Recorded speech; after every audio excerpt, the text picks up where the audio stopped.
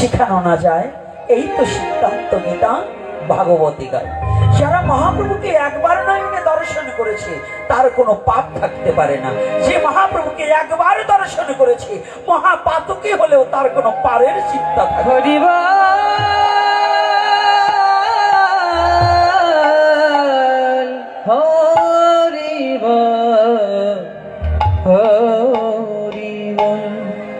সদাসর্বঙ্কর মহাপ্রভু এসেই বলে, মুকুন্দ তুমি একটু কীর্তন করে তো বাবা। মুকুন্দ কিন্তু মহাপ্রভুর চেয়ে বয়সে বড়। মহাপ্রভু পার্শ্বদ যতজনা ছিলেন প্রায়জনাই ছিলেন মহাপ্রভুর চেয়ে বয়সে বড়। কিন্তু বয়সে বড় হলে কি হবে, ভক্ত তো ঠিকই ভগবানকে চিনে নিয়েছে। বয়সে বড়তে কিছু আসবে যাবে না। সনাতন ধর্ম এটা কোথায় জানেন, শুধু দেহের বিচার করে না, সনাতন ধর্ম বিচার করে তত্ত্বের বিচার। সনাতন ধর্ম শুধু বয়সে কে কার বড় এটা বিচার করে না। যদি এটা বিচার করত তাহলে সুখদেবের ঠাকুরদাদার বাবা তা ওই ঠাকুরদাদা ওখানে ছিলেন, কিন্তু ওখানে হরিকথা প্রকাশ করলে ছিল সুখদেব গোস্বামী প্রভুপাদ। তো সনাতন ধর্মের তত্ত্বগুলো একটু বুঝতে হবে। তুই মুকুন্দকে বলছে, মুকুন্দ তুমি বাবা একটু কীর্তন করে, এরকম মাঝে মাঝেই বলে। আর যখন মুকুন্দ কীর্তন করে না মহাপ্রভু খুব আনন্দ হয়, খুব আনন্দ হয়। যে আনন্দটা বহির প্রকাশ করার মতো যোগ্যতা অনেকেরই হয় না। তো মহাপ্রভু কীর্তনে যখন আনন্দ হয় আর যার বদন হইতে কীর্তনে শ্রবণ করে তৃপ্ত হয় চিত্ত, তাই মহাপ্রভু বলছে মুকুন্দর মনে একটু অভিমান হলে, কি অহংকার আসলে,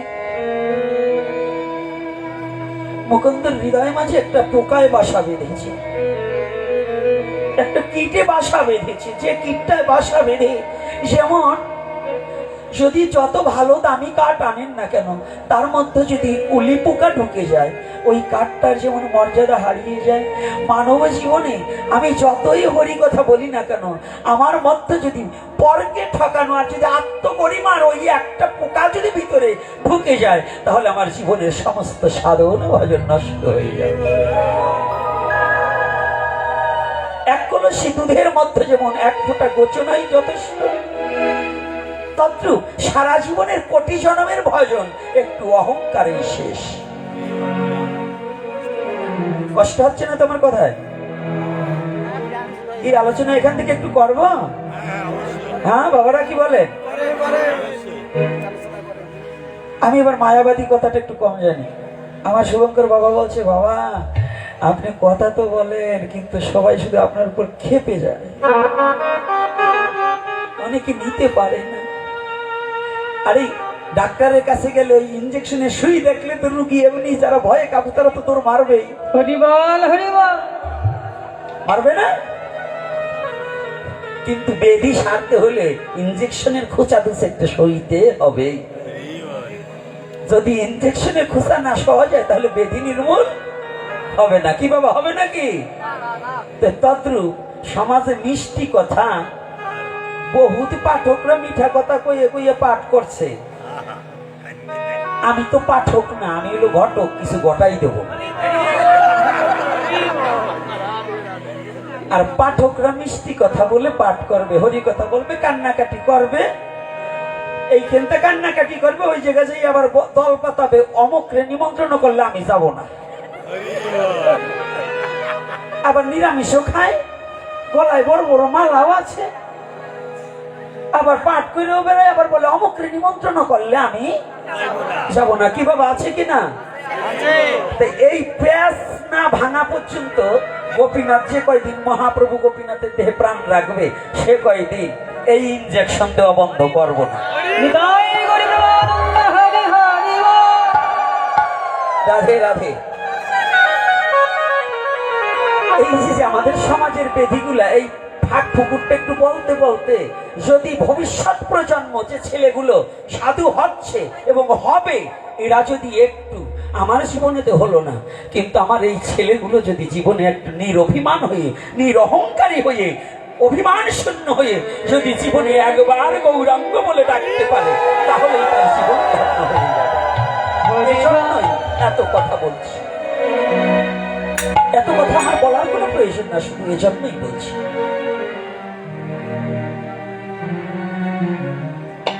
তাহলে বিশ্ব জগতে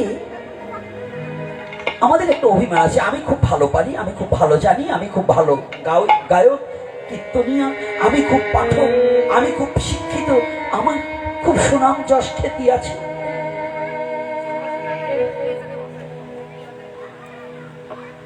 মুকুন্দ মনে মনে চিন্তা করলেন, আমার কীর্তন ছাড়া মহাপ্রভু আর কারো কীর্তন ভালোবাসে?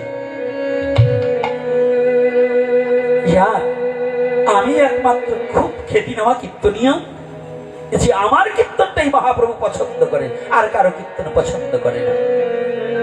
যখন এই পোকাটা ঢুকেছে যে আমার কীর্তন ছাড়া মহাপ্রভু আর কারো কীর্তন শোনে না,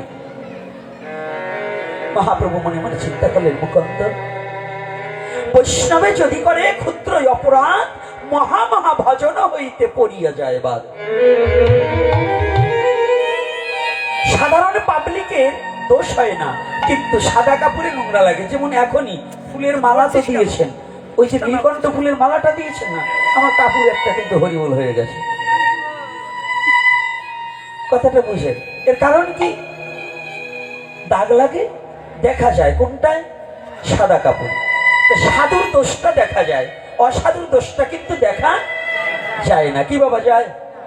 বলুন, একটা সাধারণ প্যান্ট পরা ছেলে যদি অপকর্ম করে, সেটা কিন্তু হাস্য ছলে উড়িয়ে দেওয়া যায়, কিন্তু এই শিখা রাখা তিলক পরা একটা ছেলে যদি ক্ষুদ্র অপরাধ করে, ওইটা সারা গ্রাম ডেকে কয় সাধু মানুষ এই কাজ করলো কেন।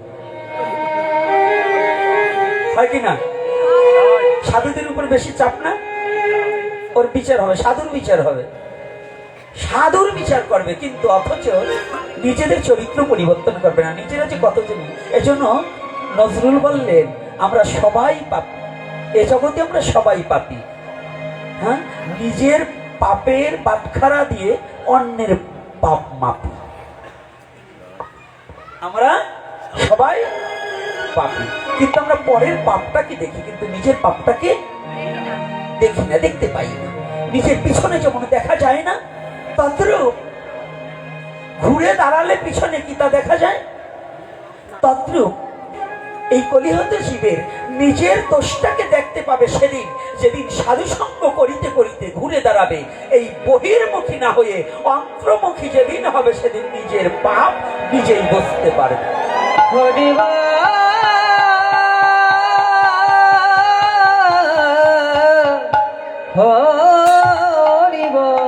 খুব অহংকার হয়ে গেল।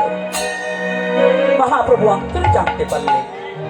জানেন তা, আপনাদের এখানে যারা এসেছেন মহাপ্রভুকে মানেন, কিন্তু অনেক জায়গায় মহাপ্রভুকে মানছেন। আজ অবধি মহাপ্রভুকে, সনাতন ধর্ম অবলম্বনকারী অনেক লোক মহাপ্রভু যে সাক্ষাৎ ভগবান তা মানেই না। ঠেলা বাবা, ঠেলা বাবা, থালা বাবা, এই বাবাগো ছবি রাখে, কিন্তু মহাপ্রভুর ছবি অনেকের ঘরেই নেই। এই পাবন অবতারী, কলির পাবন অবতারী শ্রীমান গৌর হরি, তার বিগ্রহই অনেকের ঘরে নেই, কিন্তু বাবাগো ছবির অভাব নেই। থাকতে পারে যে যাকে ভক্তি করে করুক, আমার কোনো আপত্তি নেই, কিন্তু কলির যুগনায়ক যুগই অবতার। অবতার বহুবিধ হতে পারে, এক যুগে 100 অবতার হতে পারে, কিন্তু যুগ অবতার সবাই নন। যুগ অবতার একজন, আর ঘন অবতার বহুবিধ হতে পারে। যুগ অবতার একজন, তিনি শ্রীকৃষ্ণ চৈতন্য মহাপ্রভু।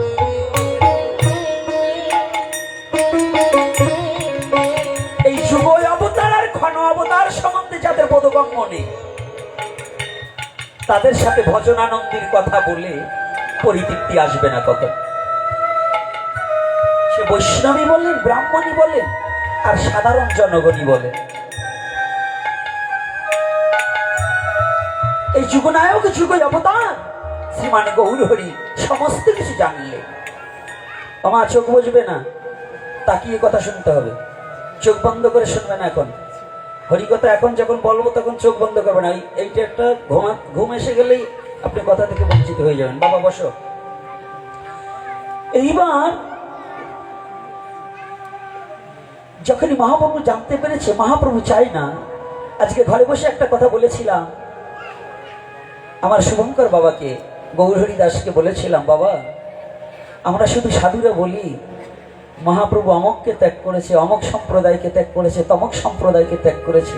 আমার কাছে বলো তো বাবা, তুমি তো একজন মাস্টার মানুষ, আমি তো বুঝতে পারি না মহাপ্রভুকে আদতেও কাউরে ত্যাগ করেছে। একটু চিত্ত দিয়ে অনুভূতির জগতে জানতো যে বিশ্ব জগতে মহাপ্রভু যদি কাউকে ত্যাগ করে সে কি পৃথিবীতে থাকতে পারে? মহাপ্রভু যদি কাউকে ত্যাগ করে সে পৃথিবীতে থাকতে পারে না। সে সম্প্রদায় নিঃস্ব হয়ে যাবে, সে সম্প্রদায় দাঁড়াতে পারবে না যদি মহাপ্রভু কাউকে ত্যাগ করে থাকে। এ পৃথিবীতে মহাপ্রভুর এই জগৎ সংসার থেকে মহাপ্রভু কাউকে ত্যাগ করেনি। তবে মহাপ্রভু বলেছে তোমরা শোধন করে জায়গায় ফিরে আসো, তোমরা সংশোধন হয়ে আসো। ভুলটাকে ধরিয়ে দিয়েছে, কিন্তু মহাপ্রভু কাউকে পৃথিবীতে ত্যাগ করেনি।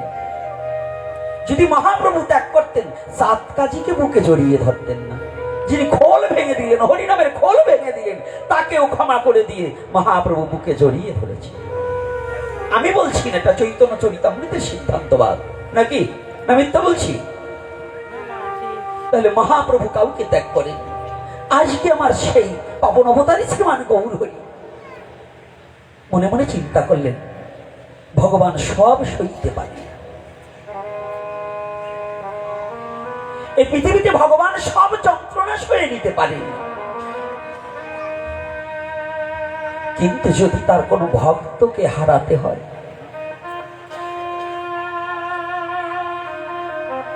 ভগবান সদা সর্বক্ষণ চিন্তা করে জানি আপনার সন্তানটা যেমন বিদাসমুখী হলে যতদিন পর্যন্ত ঘরে না ফিরে আসে ততদিন পর্যন্ত ওই মা বাবা যেমন ছেলে আসবে এই কথাটা যদি জানে যে অমুক দিন আসবে পদপানে তাকিয়ে থাকে, আর একটা লোক আসলে হঠাৎ করে দৌড়িয়ে বেরিয়ে পড়ে যে ওই বোধহয় আমার সন্তান ছুটে এসেছে। এটা মায়েরই জগতের মায়ার বাঁধনে মা বাবা যেমন তার সন্তানকে খোঁজে, আর আমার প্রেম পুরুষোত্তম ভগবান গৌরহরি তিনি শুধু কেঁদে বেরিয়েছে যাতে তার ভক্তরা না হারিয়ে যায়। তার ভক্তকে তিনি হারাতে চাই না। ভগবানে কখনো সব হারানো বেদনা সইতে পারে, কিন্তু তার ভক্ত হারা বেদনা সইতে পারে না। সেটা হরিদাসের মধ্য দিয়ে প্রকাশ করে দিয়েছে। হরিদাসকে বলেছিল, হরিদাস বলেছে প্রভু তুমি কাঁদছো কেন? আর সেদিন হরিদাসকে প্রভু বলেছিলেন, হরিদাস আজ তোমার মতো ভক্ত হারিয়ে আমি বোধহয় মেদিনী শূন্য হয়ে যাচ্ছি, এই পৃথিবী শূন্য হয়ে যাচ্ছে। তোমার মতো ভক্ত হারিয়ে যে আমি কত বড় যন্ত্রণা, তোমার মতো ভক্তকে হারাতে ইচ্ছা হয় না। তবু তোমাকে আমি কথা দিয়েছি, তাই না হলে যদি তোমাকে আমি কথা না দিতাম, তুমি আমার ভক্ত, তাই তোমার ইচ্ছাই পূর্ণ হোক, আমার ইচ্ছা নয়, না হলে তোমার আগেই আমি চলে যেতাম। কিন্তু তোমাকে হারিয়ে যে কত যন্ত্রণা আমার সইতে হবে এটা আমি জানি, আর কাউকে বুঝাতে পারবো না। সেদিন যেমন হরিদাস বলেছিল, প্রভু এই পৃথিবীতে জানো দয়াময়, আমি হরিদাস চলে গেল অগণিত ভক্ত তোমার লীলার সহায় পরিকর হিসেবে থাকবে। আমি ছাড়া তোমার অগণিত ভক্ত আছে, কিন্তু বিশ্ব জগতে তুমি কি একটিবার ভেবে দেখেছো এই বিশ্ব জগতে তুমি ছাড়া যে আর জগতে আমার আর কেউ নেই, তুমি ছাড়া যে আমার আর দাঁড়াবার জায়গা নেই। এটা ভক্ত ভগবানের কথা। তন্ত্র ভগবান সব হারাতে পারে, তার ভক্ত বিপদগামী হবে এটা ভগবান মেনে নিতে পারে না।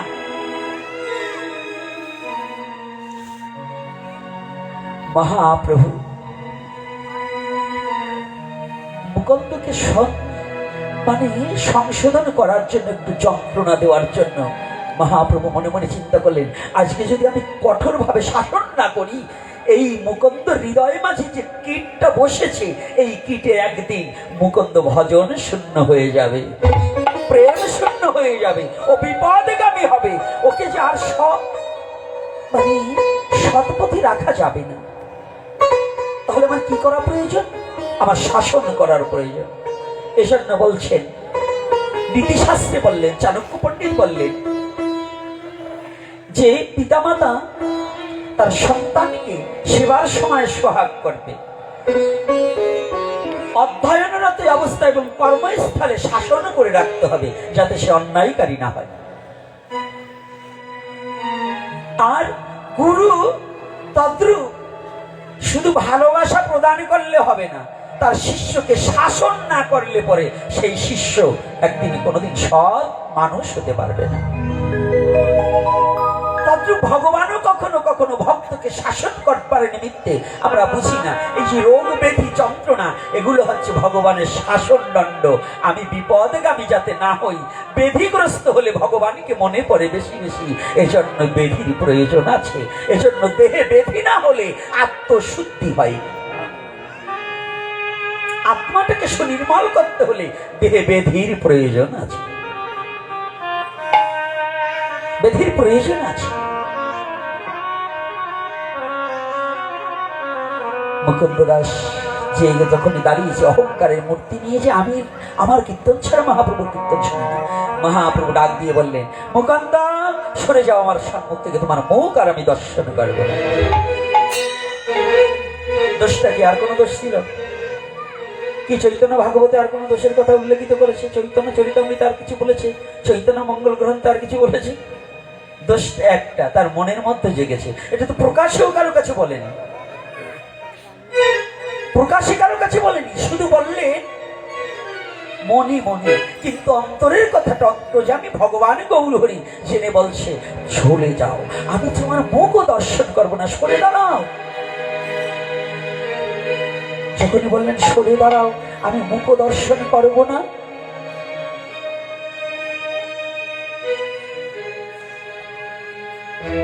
সমস্ত ভক্তরা, গৌরীদাস পণ্ডিত সহ সমস্ত ভক্তরা অনুরোধ করলেন, প্রভু আমি বলছি সরে যেতে বলো। মহাপ্রভু খুব উচ্চ কণ্ঠে ধমক দিয়ে বললেন, সরে যেতে বলো। যে মুকুন্দ একদিন মহাপ্রভুকে শাসন করেছিল, এই মুকুন্দ একদিন মহাপ্রভুকে শাসন করেছিল, আর সেই মুকুন্দকে মহাপ্রভু বলছে, তোমার মুখও দর্শন করবো না, সরে যাও। যখন সরে গেলেন, এটা হচ্ছে শাস্তি। কিন্তু মুকুন্দ বাড়ি গিয়ে আর কোন প্রসাদ পাচ্ছে না।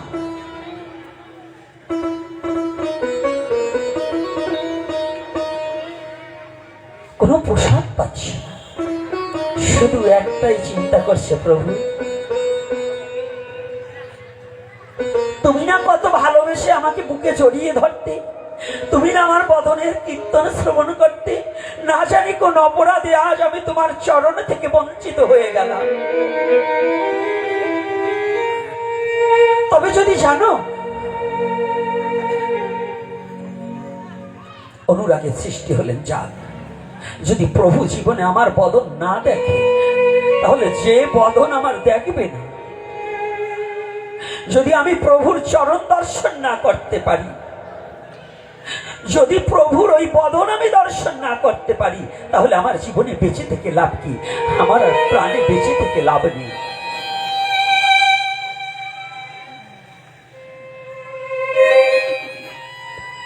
আমি আর বেঁচে থাকতে চাই না।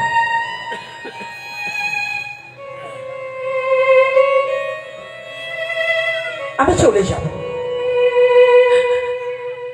যে নয়নে ভগবানের রূপ দর্শন হয় না, আমার গৌরের রূপ দর্শন হয় না, সে নয়ন দিয়ে আমার কি হবে? যে জীবনে গৌরের সঙ্গ থেকে পরিত্যাগ হতে হয়, এই জীবনে দিয়ে আমার লাভ কি? আমি চলে যাব, আমার প্রাণ বিসর্জন করব। প্রভু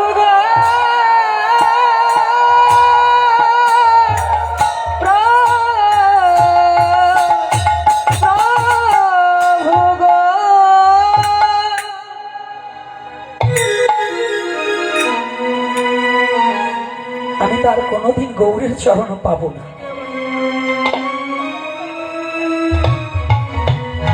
তীব্র যন্ত্রণা হচ্ছে, বড় ব্যথা হচ্ছে।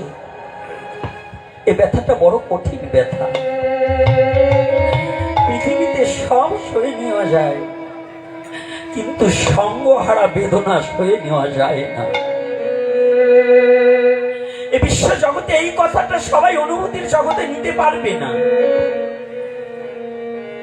যারা জীবনে সাধু সঙ্গ করেছে না, তারা একা কোনোদিন ঘরে বসে থাকতে পারবে না। যারা কোনোদিন একবার ভগবানের সঙ্গ নয়, ভগবানের প্রিয় ভক্তের সঙ্গ জীবনে যে করেছে, সে আর কোনোদিন এই সঙ্গ ছাড়া তার আর কিছু জগতে ভালো লাগে না।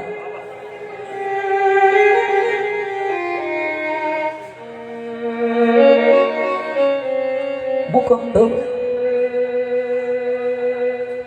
পাগলের মতো হয়ে গেল, স্নান ছেড়ে দিলেন, খাওয়া দাওয়া ছেড়ে দিয়েছেন, শুধু একমাত্র কথাই, গৌর হরি তুমি আমাকে ছেড়ে দিও না। তুমি ছেড়ে দিলে আমি কোথায় যাব? আমি কোথায় গিয়ে দাঁড়াবো? কাছে যখন অনুরাগ তীব্র যন্ত্রণা হলে আমি গঙ্গায় ঝাঁপিয়ে পড়ে মরে যাব। যখন গঙ্গায় ঝাঁপ দিতে যাবে এমতি অবস্থায়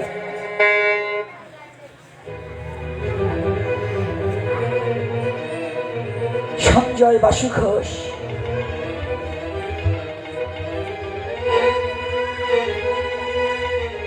এবং জগদানন্দ ঠাকুর সহ যারা ভক্তগণ মহাপ্রভু পার্শ্বদ ছিল, তারা ছুটে এসেছে। অনেকদিন হয় আমরা যে মুকুন্দকে মহাপ্রভু বললেন ওর মদন দেখবো না, মুকুন্দ কেমন আছে একটু দেখে আসি। আজকে বড় বেদনাদায়ক একটা কথা বলছি।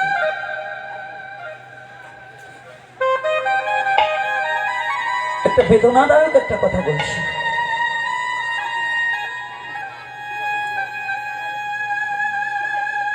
কথাটা হচ্ছে, আমি গত বছরের আগে ব্রজে গেলাম। যখন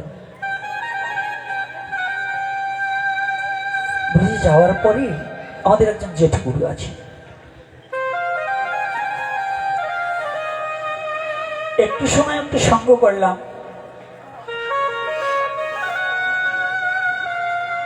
জেঠু বলতেছে, বাবা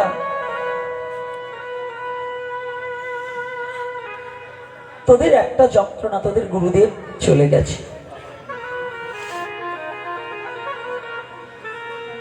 তোরা হাজার হাজার ছেলে যখন আসিস, যখন আমার ভাই মুরারির কথা বলিস,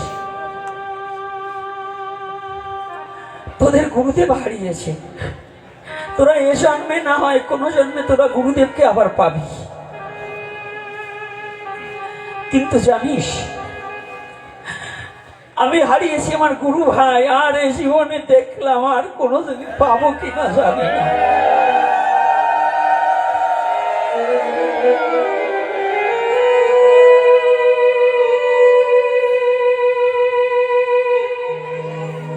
জানিস, তোদেরকে বোঝাতে পারবো না যে মুরারিকে হারিয়ে কত বড় বেদনা নিয়ে বসে আছি। গুরু ভাই যে কত বড়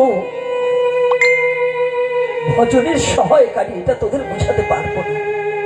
তোদের কাছে তো আমাদের ভুলের কথা বলতে পারি না। আর যখন ভাই ভাই এক জায়গায়, কার কি ভুল আছে বলা বলি করতে পারতাম, একজন আর একজনের ভুলটাকে ধরিয়ে দিয়ে সঠিক পথে নেওয়া যায়। গুরু ভাই কেন প্রয়োজন? বিশ্ব জগতে গুরু ভাই সেজন্যই প্রয়োজন যে যদি কোনো গুরু ভাই ভুল পথে যায়, সেই ভুল পথে ফিরিয়ে এনে যেন সঠিক ভজনের পথে রাখতে পারে। এজন্য গুরু ভাইয়ের মধ্য প্রেমের বন্ধন আবদ্ধ করতে হয়।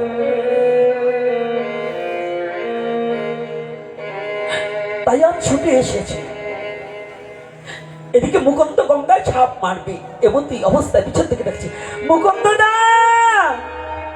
মুকুন্দ দা। মুকুন্দ ফিরে তাকিয়েছে, দেখতে পায় সবাই ছুটে এসেছে, একমাত্র মহাপ্রভু বাদী। মুকুন্দ মনে মনে চিন্তা করছে, তাই তো, আহা আমার পরম সৌভাগ্য, আমার পরম সৌভাগ্য,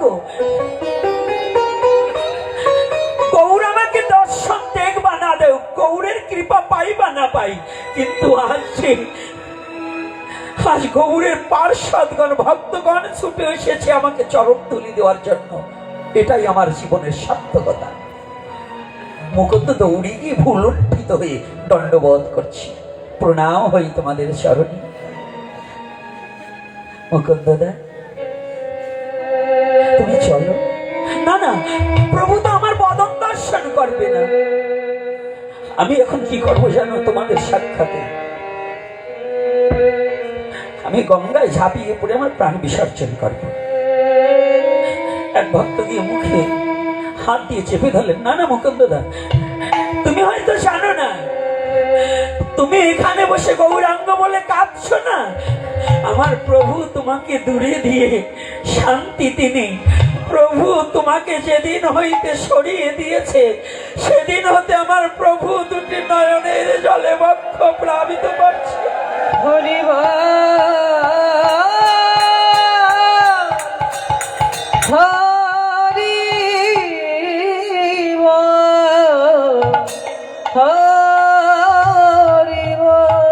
তুমি তো বলতে পারো, কিন্তু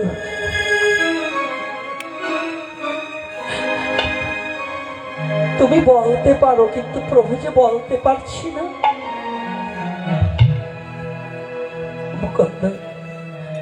ভাই, আমার একটা কথা না, কি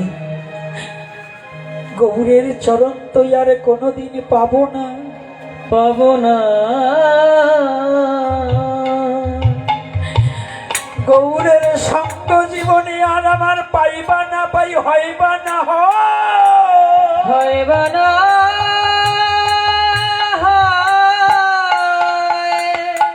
আজ বড় ভাগ্যক্রমে তোমাদের সঙ্গ পেয়েছি।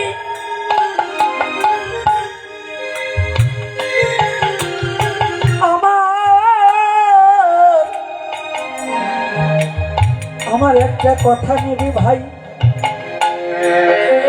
আমি এই গঙ্গায় ঝাঁপিয়ে পড়ে মরে যাব, তার মরার আগে কি করবো জানো? তোমরা যারা আমার গৌরের পার্শ্বদ এসেছো, আমার এই দুটি হাত দিয়ে তোমাদের চরণ ধুলি আমার শিরে তুলিয়া লইব লইব।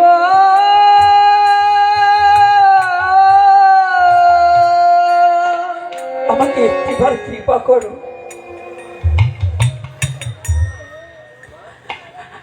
গৌর আমাকে ত্যাগ করে দে, কিন্তু আমি যখন ওই গঙ্গার জলে ঝাঁপিয়ে পড়বো, তখন যেন আমি হা গৌরাঙ্গ বলে ঝাঁপ দিতে পারি।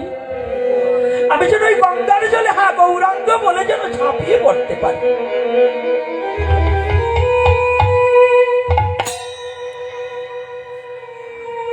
তোমরা একটিবার তোমাদের চরণে নিবেদন জানাই, আমাকে তোমাদের চরণ ছাড়া করো না, আমাকে তোমাদের চরণে রাখো, আমি যেন গৌরাঙ্গ বলে ঝাঁপ দিতে পারি। সমস্ত ভক্তের চরণ বন্দনা করলে মুকুন্দকে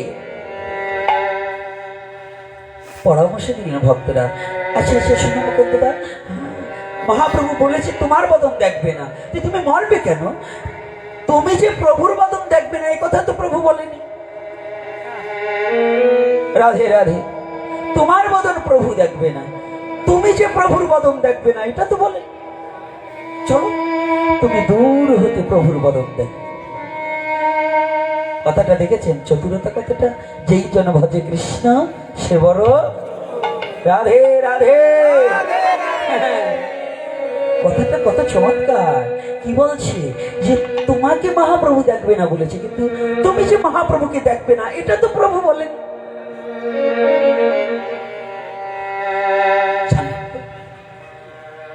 এই কথাটা কত বড় দামি কথা!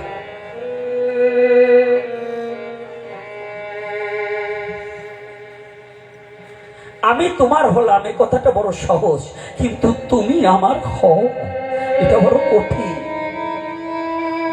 আমি আমি তোমার হলাম এটা বড় সহজ, কিন্তু তুমি আমার হও এটা বড় কঠিন।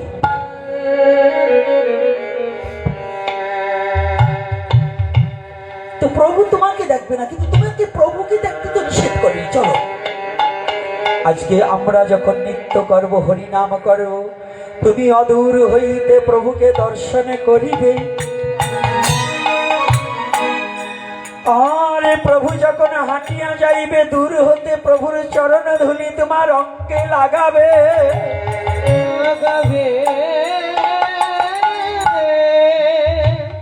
প্রভুর ওই পদরেণু পেলে তোমার প্রভুর সঙ্গ করতে আর বাকি থাকিবে না। আর তুমি দূর হতে দর্শন করিবে প্রভু যাকে প্রেমাবেশে বক্ষে জড়িয়ে ধরিবে।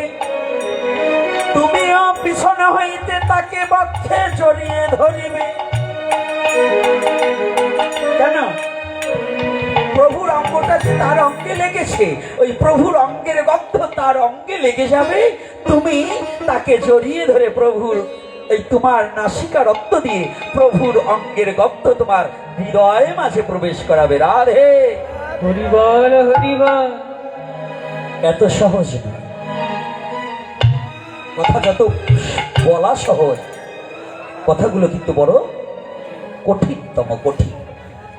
আজকে যখন বলেছি না, এক ভক্ত গিয়ে মুকুন্দ দূরে দাঁড়িয়ে আছে, মুকুন্দ দূরে দাঁড়িয়ে আছে। এ কথাটা কেন বলছি? আমাদের অহংকারের পরিণতি। প্রভু পর্যন্ত তাকে মুকুন্দকে একটু অপরাধ করেছে, ভিতরে শুধু স্মরণ করেছে আমি ভালো কীর্তন করতে পারি। তা আমাদের সমাজের যে অবস্থা, আমাদের জাতির যে অবস্থা, আমাদের সাধুদের যে অবস্থা, এতে বড় চিন্তাযুক্ত হয়ে যাচ্ছে। ভবিষ্যৎ প্রজন্মে মালা তিলকধারী হবে, নিরামিষ বুঝি হবে, কারণ মাছ পাওয়াই যাবে না, ওরা খাবেও না। কিন্তু সাধু হবে কতজন, এটাই একটু চিন্তার বিষয় আছে। মাছ ত্যাগ করলেই সাধু হওয়া যায় না, তো তিলক পড়লেই সাধু হওয়া যায় না। এগুলো হচ্ছে ওই যে আমার গৌরহরি দাস শুভঙ্কর বাবা যে স্কুলে পড়ায়, ওই প্রত্যেকটা স্কুলে একটা ইউনিফর্ম আছে, আছে কিনা বাবা? আছে। কলেজ ভার্সিটিতে ইউনিফর্ম আছে না? এই মালা তিলক এগুলো হচ্ছে ইউনিফর্ম, এগুলো কিন্তু সাধু না। এটা যে আমি স্কুলে ভর্তি হয়েছি তার ইউনিফর্ম। যদি মালা তিলক পড়লেই সাধু হওয়া যেত, তাহলে যারাই মালা কাটে ওরাই বড় সাধু। কি বাবা সাধু বাবা আবার কষ্ট পান নাকি? আবার কেউ কষ্ট পেন? আমি ভক্তদের ব্যথা দেওয়ার জন্য না, আমি যে কথাটা বলছি, আমি বলছি কেন জানি? কাউকে আঘাত করার জন্য না, কাউকে যন্ত্রণা দেওয়ার জন্য না। অনেকে ভাবে আমি বুঝি কাউকে আঘাত দেওয়ার জন্য না, কোনো সম্প্রদায়কে না, কোনো ব্রাহ্মণকে আমি আঘাত দেওয়ার জন্য নাই। কারণ আমি প্রত্যেকটা কথা বলি যে আমি ব্রাহ্মণের চরণে আমি মাথা নত করতে চাই, এবং আমি এখনো করি, এবং ভবিষ্যতে যতদিন বেঁচে থাকি আমি যেন কাউকে অবজ্ঞা না করি। তবে কথা হচ্ছে আমি চাই একটু জঞ্জাল মুক্ত হয়ে আমার মতো জঞ্জালকে পরিষ্কার যারা করবে, যারা সাধু সমাজে নেতৃত্ব দিচ্ছে, যারা জাতিকে নেতৃত্ব দিচ্ছে, তাদের একটু সংযত হয়ে একটু পরিষ্কার আবর্জনাগুলো পরিষ্কার করে যদি সৎপথ অবলম্বন করে, তবেই তাদেরকে দণ্ডবোধ করতে পারে। কি বল হরিবল। এজন্য আঘাতগুলো করি, অন্য কোনো কারণে নয়। আপনারা কি আমার শত্রু জমি নিয়ে বাঁধবে, ছেলে মেয়ে বিয়ে দিয়ে না বাঁধবে? তাহলে আপনাদের আমার বেশি কথা বলার দরকার কি? কিন্তু এই না বুঝে কিছু লোক আছে, আর এর মধ্যে কিছু ওই যে রামায়ণের মধ্যে মন্ত্র আছে না, এই মন্ত্র আছে কিছু, এ ঘরের কথা ও ঘরে, ও ঘরের কথা ও ঘরে। এই মন্ত্রগুলো এই এ ঘরের কথা ও ঘরে বলে বলে একটা সমাজে সাধুদের মধ্যে দ্বন্দ্ব বাঁধিয়ে দিয়ে বেড়ায়। ওরা মার কাছেও ভালো থাকবে, জির কাছেও ভালো থাকবে। এই শয়তানগুলোর কারণে এই সমাজে, আমাদের সাধু সমাজে দ্বিধাদ্বন্দ্ব বেড়ে চলছে। তাই আমি অনুরোধ করে বলবো, এই মন্থরার কথা মতো সোনার রামকে বনবাসে দেওয়ার চেষ্টা করবেন না, নাহলে কিন্তু দুঃখে জীবন যাবে। এই জন্যই হিংসা অহংকারটাকে যদি হৃদয়ের মাঝে থাকে, এই মন্ত্রগুলোকে চিনে নিতে হবে। কুটিলাকে চেনেন তো? কুটিলা কারা? বোঝেন তো? রাধে রাধে। হ্যাঁ, আমার আবার আনবেন এই কথা শুনবে, তাহলে তো চিন্তা করা যায় এই মন্ত্রের কথা বলাকে আবার আনবো, তাহলে তো এই বেশি বেশি বলতে হবে। রাধে রাধে। আরে না, সত্য কথা বলছি, এগুলো আছে কিনা তাই বলছি। তো আপনাদের দেশে নাই? নাই মানে আমি বলে দিবার পারি, নামও বলে দিবার পারি, কিন্তু বলবো না। রাধে রাধে। নাম বলে দিতে পারবো না, কিন্তু এই মন্ত্রগুলোকে আমি চিনে চিনে রাখতেছি, যেগুলো যে এ ঘরের কথা ও ঘরে লাগাবে, ও ঘরে কোথায় ও ঘরে লাগাবে, বুঝবে। ওই যে শোনেন শোনেন, ওই দুই কাঠ ছিঁড়ে থাকেন, এখন তো কড়াতে কাঠ ছিঁড়া নেই, এখন তো সব মিলে কাঠ ছিঁড়া। তাই একেবারে বানর একটা আছে না, বানর খালি লাফাই বেড়ায়, সব গাছের ফল যাকে পাই দিচ্ছি। তো একজন ওই কাঠ ফাটতেছে, তো একটু রসিকতার গল্প না বললে হবে না, ছেলে পেলে আইসে তো ওরাও তো একটু রস পায়। হ্যাঁ, বলবো না বলবো না। তাই সাবধান, আমার এই রসিকতার মধ্য দিয়ে যারা এই যে সমাজের দুষ্কৃতি কারিয়েছে, শয়তানগুলো আছে, ওইগুলোকে জানিয়ে দিতে চাই, ওইগুলোকে হুঁশিয়ার করে দিতে চাই যে তোমরাও নাহলে কিন্তু ওই কলে পড়বা। এই জন্য এই রসিকতার গল্প বলছি। এটা ভাগবতের গল্প নয়, কিন্তু এটা জীব শিক্ষার নিমিত্তে কিছু কিছু খুচরো কথা বলতে হবে হয়। এই খুচরো কথাটার মধ্যে একটা রসিকতা দিয়ে একটু বুঝাতে চাচ্ছি। তো এক বানর করছে কি, গাছ ঝাঁকি ফল টল ফেলে দেয়, কেউ খেতে পাচ্ছে না। কিরে, ওই জাতীয় ভাই এটা আসলো নাকি? এখন সিগনালি বসবো ওই জাতীয় ভাই। এইবার করছে কি, গ্রামের লোক সব অতিষ্ঠ হয়ে গেছে। তো বাদর করছে কি, ওই গ্রামে করার দিয়ে আগে গাছ ফাটতো না, বাবা ফাটতো না, তো মাঝখানে আবার একটা কাঠের খিল মারিয়ে দিত না। তো কাঠ কিছুটা চিরাই করে রাখছে, তো মাঝখানে খিল মারিয়ে ওই করার যারা কাজ করে ওদের লাগছে ক্ষুধা, ওরা খেতে গেছে।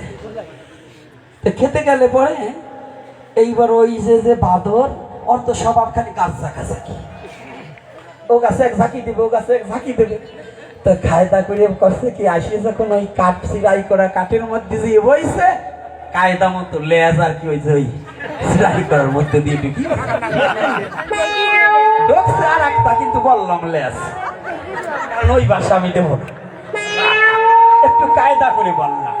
যদি কবির আসর হইতো তাহলে ওইটাই বলতাম, কিন্তু এখন তো ভাগবতের আসর, এই জন্য লেজের কথা বললাম।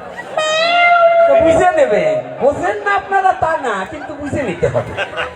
শয়তান দশা হবে কি তাই শুনে। তা যখন ওই দুই পাশে কাঠ রয়েছে, মাঝখান দিয়ে লেজ ঢুকে গেছে, ও আবার একটু কায়দা করে ঝাঁকি দিয়েছে। অত ঝাঁকাঝাঁকির অভ্যাস, যখন ঝাঁকি দিয়েছে ওই কাঠের খিল তো সরাব করে উপরে উঠে গেছে, যখন উঠে গেছে একেবারে কাঠের সিপায় পড়ে গেছে। এখন তো লাভ মারে, এখন তো যাইতে পারে না, যে চাপা কলে পড়ে গেছে, আমি লেজ না কাটা পর্যন্ত তো যাবে না। যত লাভ মারে তত কষ্ট হয় ভিতর, বসেন তো বাবা। লেজ পড়ছে আর কিছু তদ্রুপ বাবা করি বর্ণনা। যারা এ ঘরের কথা ও ঘরে লাগায়, ওরা ওই গাছ ঝাঁকাঝাঁকি দলের বানরের দলের লোক। তো যেদিন ওই চাপা কলের ভিতর লেজ পড়বে, সেই দিন বুঝবা যে তোমার অবস্থাটা কি। এই জন্য করি বর্ণনা, যারা এই সনাতন ধর্মের ক্ষতি করবার জন্য ওই লাফালাফি করেন, চাপা কলে পড়লে কিন্তু লেজ থাকবে না। এদিকে সতর্ক হয়ে চলাফেরা এবং কথাবার্তা বলতে, না হলে কপালে ভারী কি আছে। আরে না, লেজ কাটা হবে। জয় শ্রী রাধে রাধে।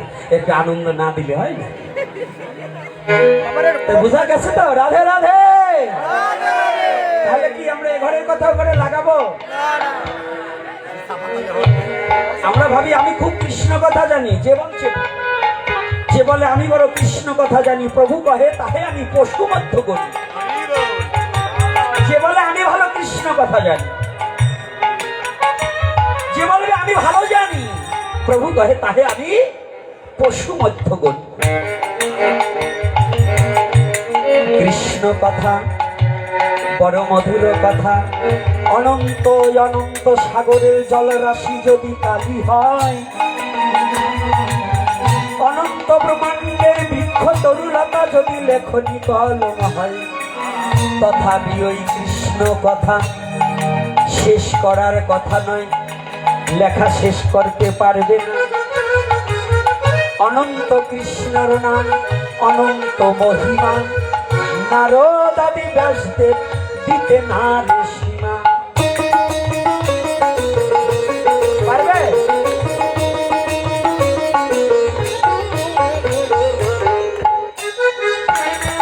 হবে? তাহলে যদি তোমার হৃদয়খানা পরিষ্কার না হয়, মালা তিলক নিরামিষে কি বা উপকার হয়?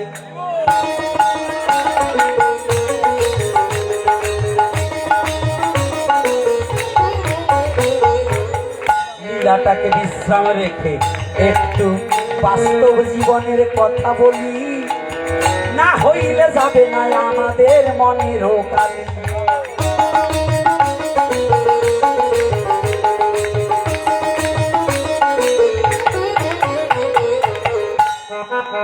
ষাঁড় গরু চিনেন তো?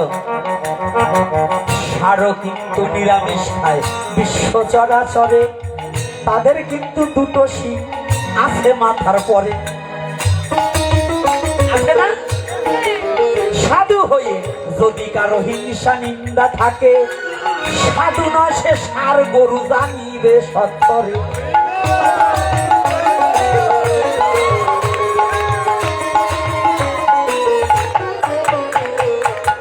দাদা কি কষ্ট হচ্ছে নাকি সাধু গো? কোন কোনটাই ভাবতেছে আমি যে করি বেড়াই, বাবা জানলো কি করে?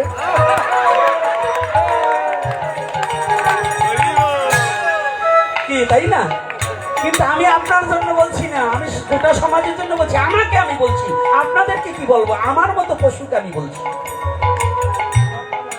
ষাঁড় গরু যেমন দুটো শিং থাকে, সাধুর দুটো শিং গজায় মাঝে মাঝে। আমার মতো ভণ্ড সাধু, হিংসার নিন্দা, অহংকার, এই দুটো যদি না যায়, এই হিংসা নিন্দা শিং দুটো যতদিন না কর্তন করবেন, ততদিন পর্যন্ত সাধু ওই নিরামিষ খেলে, ওই গরুতেও নিরামিষ খায়, আমিও নিরামিষ খাই, দুটো এক। এজন্য সাধুর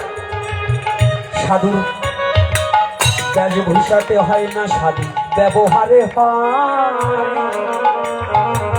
সাধুর সঙ্গ করিলে সাধু চিনা যায়।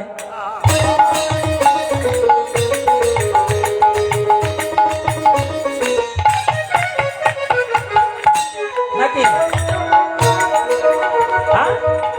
আসতে দাঁড়া বাবা, না খালি লেলিন কাপুর বললেই সাধু আমি। লেলিন কাপুর বললেই সাধু না? চাইনা লেলিন ছাড়া হবে না, তাই সাধু হয়ে গেলাম না। ওতে সাধু না, সাধু বেশভূষাতে সাধু হওয়া যাবে না।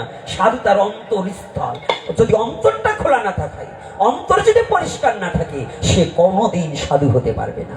সাধু কি? যেমন সাধু সেই তাল গাছ যার সার হয়েছে, যে সার বস্তু হলে পরে কোনো উই পোকায় ঘুনে পোকায় খেতে পারে না, তদ্রূপ সাধু যে ব্যক্তি হয়েছে, অহংকার অহমিকা হিংসা নিন্দার এই পোকাগুলো তাকে কোনোদিন গ্রাস করতে পারে না। রাধে রাধে। কষ্ট হচ্ছে নাকি মা? মা ঘুম ভাঙছে এবার? দেখো ওই যখন বানরের কথা বলছে ঘুম ভেঙে গেছে, আর হরির কথা বলছে তোমার চোখ বুঝে থাকে। ভগবানের ভক্ত না, বানরের ভক্ত। যেগুলো হরি নামে ঘুমায়, আর যখনই হাসার কথা বলছে আরে চোখ খুলি পড়েছে। তবে হনুমান এই বানর যত ভক্ত, আমি তা না। ত্রেতা যুগের মধ্যে হনুমান যা ভক্ত ছিল, আমি কি তা আছি? এই পিছনে ফুটে ফুটি করে কেটা বাধা। এ বাবা তোরা ফুটে ফুটি করিস না, পরে করিস না, একটু শোন আগে। আজকের কথাগুলো বলতাম না, আসিয়ে গেছে, কবে পড়ে গেছে, আমি করবো কি? হ্যাঁ, আর একটা কথা বলবো না হ্যাঁ, মায়েরা কি বলে? এইবার তো সাধুকে একটু বললাম, এবার আপনাকে একটু না বললে তো হয় না। সাধুর কথা বলছি পরে আর সবাই হাসিয়ে দিলেন। কেউ কেউ বলতেছে, একজন আমি দেখছি একজনের খোঁচা মারতেছি, আমি দেখছি তো। এইবার শুনুন, যারা সাধুকে যন্ত্রণা দিলে আপনি আনন্দ পান, আপনিও মনুষ্যর মধ্যে নয়। কেন মনুষ্যের মধ্যে নয়? একটা কুকুর আর একজন সাধু রাস্তা দিয়ে হাঁটছে রাতের অন্ধকারে। ওই রাস্তা দিয়ে চোরও যাচ্ছে, সাধু যাচ্ছে। কুকুর যেমন সাধু চেনে না, চোরও চেনে না, সে শুধু ডাকাডাকি করে।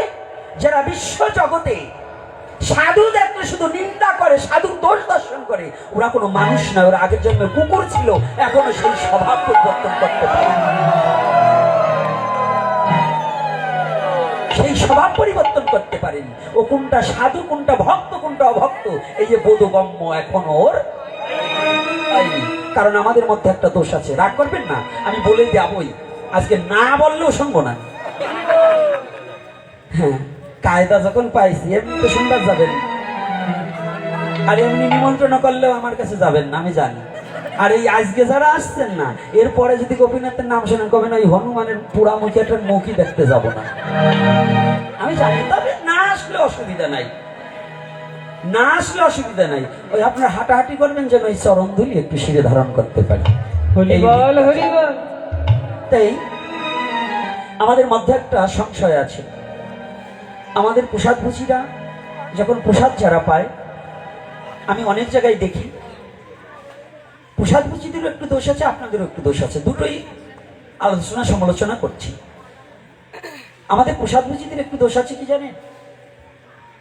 আমরা প্রসাদ ভুজিরা যেন ঘরে আর বাইরে আলাদা কোনো প্রসাদের ব্যবস্থা না করি। কি আমরা ঘরে 52 প্রকারের রান্না যেন না করি, আর বাইরে শুধু পাতলা খিচুড়ি যেন না দিই। এইটা হচ্ছে প্রসাদ ভুজিদের একটা দোষ। ঘরে লুচি করবা, মালপোয়া করবা, সরভুজা খিরসা করবা, হ্যাঁ পাটিসাপটা করবা, নিজে তো খাবা, আবার ব্যাগ বইয়ে নাতিপুতির জন্য নিয়ে যাবা। আর যে গোটাটা সারা রাত সারা দিন বসে বসে আসতে, আগে শোনে আগেই করতালি দিয়ে না, নাহলে বিপদে পড়ে যাবে। যারা সারা দিন ভরে এখানে পরিশ্রম করছে, এই বাবা মোবাইল বন্ধ করো, যারা দিন ভরে পরিশ্রম করছে তারা প্রসাদ পাবে না, আর তুমি ব্যাগ ভরে বাড়ি যে তুই এসে তারে দিবা, এইটা তো হবে না। কি এটা হবে? এই অভ্যাসটাকে পরিবর্তন করবেন। আর যারা প্রসাদ ভুজি দেখলে একটু কপাল টাটাই ওঠে, তারা একটু ওই আবিস খাওয়া ছাড়িয়ে যদি একটু ভালো খাইতে একটু প্রসাদ ভুজি হয়ে যায়, যায় না? তাইলে তো আপনাদের ওই আলাদা দেই না।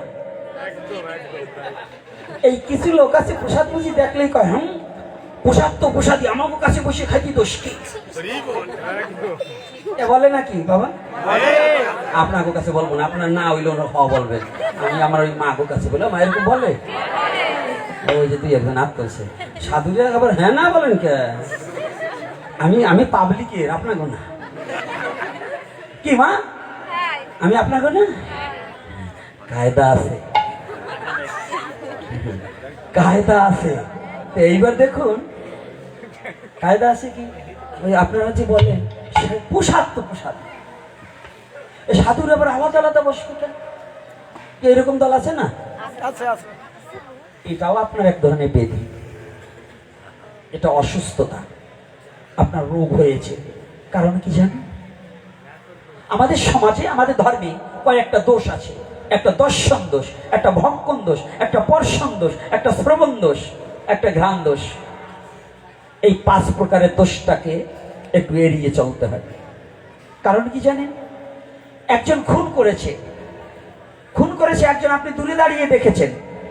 দারোগা আসলে পরে জিজ্ঞাসাটা কি আসামিকে আগে করবেন আপনাকে? আর কাকে? যে সাক্ষী, তাকে কাঠগোড়ায় আগে দাঁড়াতে হয়। কার?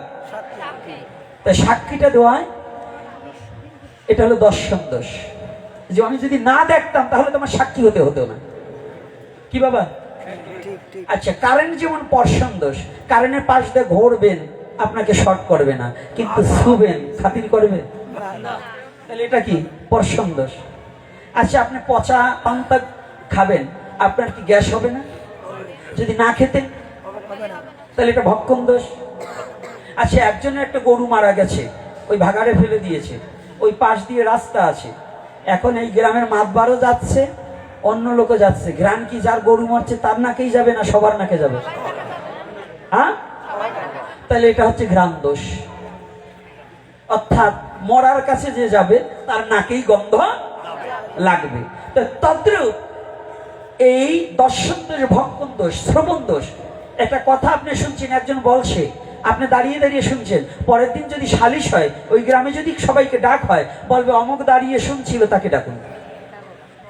যদি আপনি না শুনতেন তাহলে কিন্তু ওখানে আপনার যেতে হতো না, তাহলে গিয়েছেন বিদায় আপনার শুনতে হয়েছে।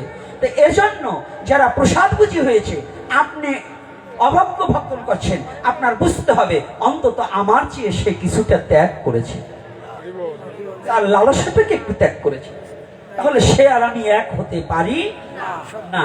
তাহলে আমি যদি আমার ধর্মের ব্যক্তিকে যে উচ্চ আসনে বসেছে, যে তার লালসাটাকে পরিত্যাগ করছে, আমি এক টুকরা মাছের জন্য আমার মা বাবার শ্রাদ্ধ পর্যন্ত আমিষ দ্বারা করি, আমি কত বড় কুলাঙ্গার সন্তান যে আমার মা বাবার প্রার্থনার জন্য ভগবান বিষ্ণুর কাছে যেদিন প্রার্থনা, সেদিনও এক টুকরা মাছের লালসা করছি। অপরের যে দেহ নিয়ে আত্মাটাই জগতে ছিল, সে দেহটাকে পরিত্যাগ করে চলে গেছে, তার প্রার্থনার দিনও মাছ না দিলে আমার চলবে না। এরকম সমাজ আছে না? তাহলে আমার চেয়ে ওই ব্যক্তি লালসাটাকে পরিত্যাগ করছে, সে কত বড় মহান। তাহলে আমার বিবেক থেকেই তো তাকে, না ভাই তুমি আলাদা বসো, কারণ আমার কাছে আমি অভক্ষ ভক্ষণকারী, কৃপা করে তুমি একটু পরিষ্কার পথে আছো, তুমি আমাকে কৃপা করো, আমি যেন এই অভক্ষকে পরিত্যাগ করে তোমাদের সাথে একদিন যেতে পারি।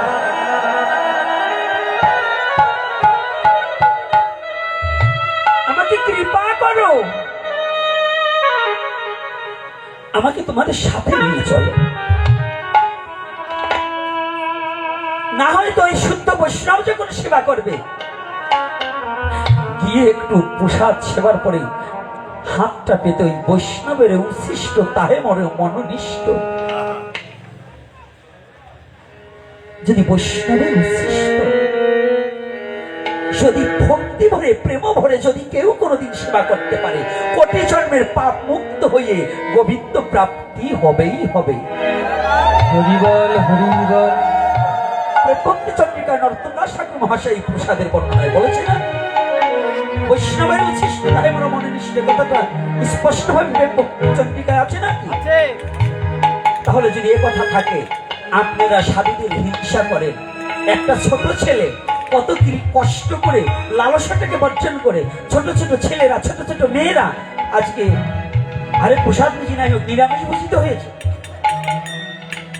এ জন্মে নয়, বহুত জন্মের পঞ্জিত ফলম হেন জন্ম লভয়েতে। ওর কোটি কোটি জন্মের সুকৃতির ফলে এই জন্মে এসে লালসাটাকে পরিত্যাগ করে একটু ভগবত ভজনের মন তৈরি হয়েছে। আর আপনার আমার আঘাত দেওয়া কথায় ওর যদি সেই মনটা নষ্ট হয়ে যায়, ওই সমস্ত জীবনের পাপ আমার গ্রহণ করতে হবে।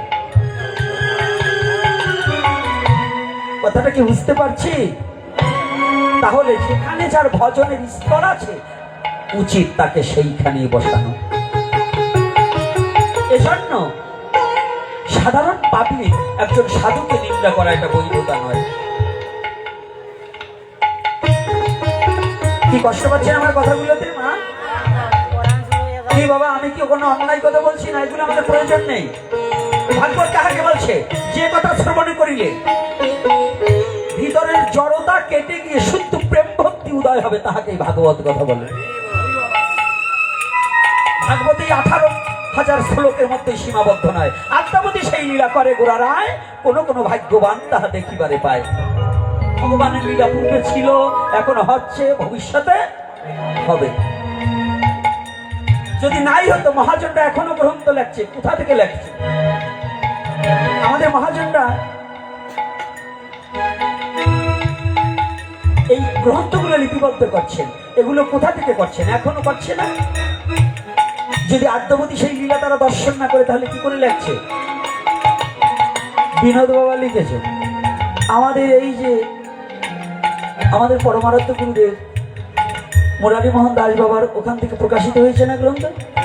আচ্ছা, এখানে এগুলো তিনকড়ি বাবা তিনি, হ্যাঁ, প্রেম ভক্তি ক্রম বিকাশ, তাই এই যে গ্রন্থখানা, এটা যদি এই লীলা দর্শন না করতেন, লিখতেন, তাহলে আদ্যাবধি চলছে 18,000-এর মধ্যেই এটা গ্রন্থ রূপের ভাগবত, কিন্তু লীলার জগতে ভাগবত এই 18,000 শ্লোকে নয়।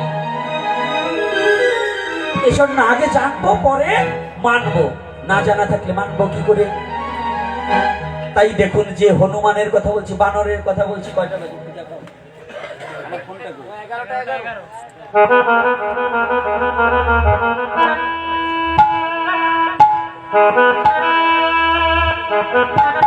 এর কারণ আছে, ভক্তরা আবার হরি কথা শুনতে চায় না অনেক সময়।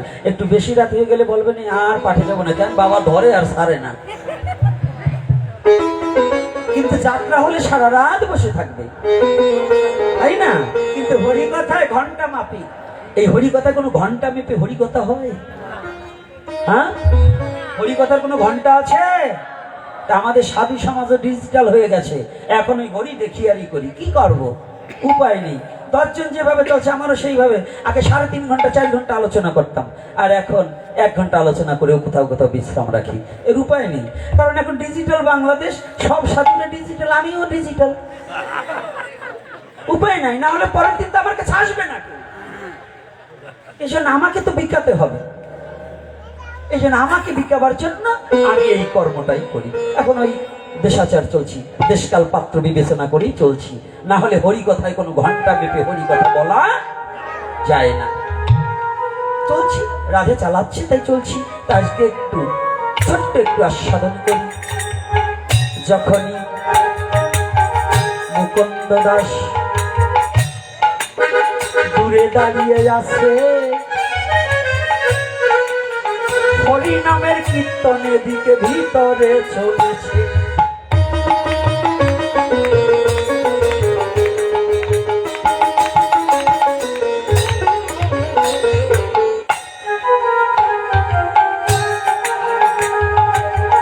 যখন হরিনাম চলছে, হরিনামকে একটু বিশ্রাম দিয়ে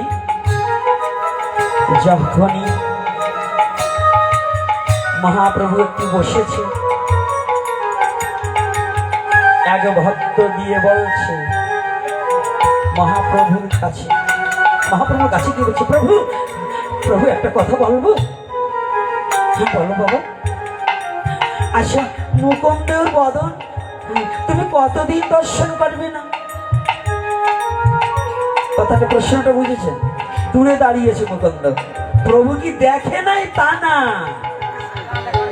প্রভু না দেখা কোনো জায়গা আছে? এটা লীলা করছে কেন? জগৎজীবকে শিক্ষা দেওয়ার জন্য, যে দেখো অহংকারে কি পরিণতি হয়। প্রভু তুমি বলো কতদিন, আর কতদিন মুকুন্দকে দেখবে না তুমি? মুকুন্দর বদন দেখবে না? প্রভু বলছে, কি বলছো, কার কথা বলছো? মুকুন্দর কথা? হ্যাঁ, আমি কোটি জন্মেও মুকুন্দর বদন দর্শন করবো না। দূর হতে যখনই শুনেছে কোটি জন্ম মুকুন্দর বদন দর্শন করবো না, মুকুন্দ গৌর হরি হরি বলে 2 বাহু তুলে নৃত্য করছে আর বলছে, আমি পাব তো পাব তো পাব তো পাব তো পাব তো পাব তো পাব তো পাব তো কোটি জন্মে পরে দেখা, পাব তো পাব তো কোটি জন্মে পরে দেখা, পাব তো পাব তো জন্মে না পাইব না পাই, পাব তো পাব তো এ জন্মে আর পাইব না পাই, পাব তো পাব তো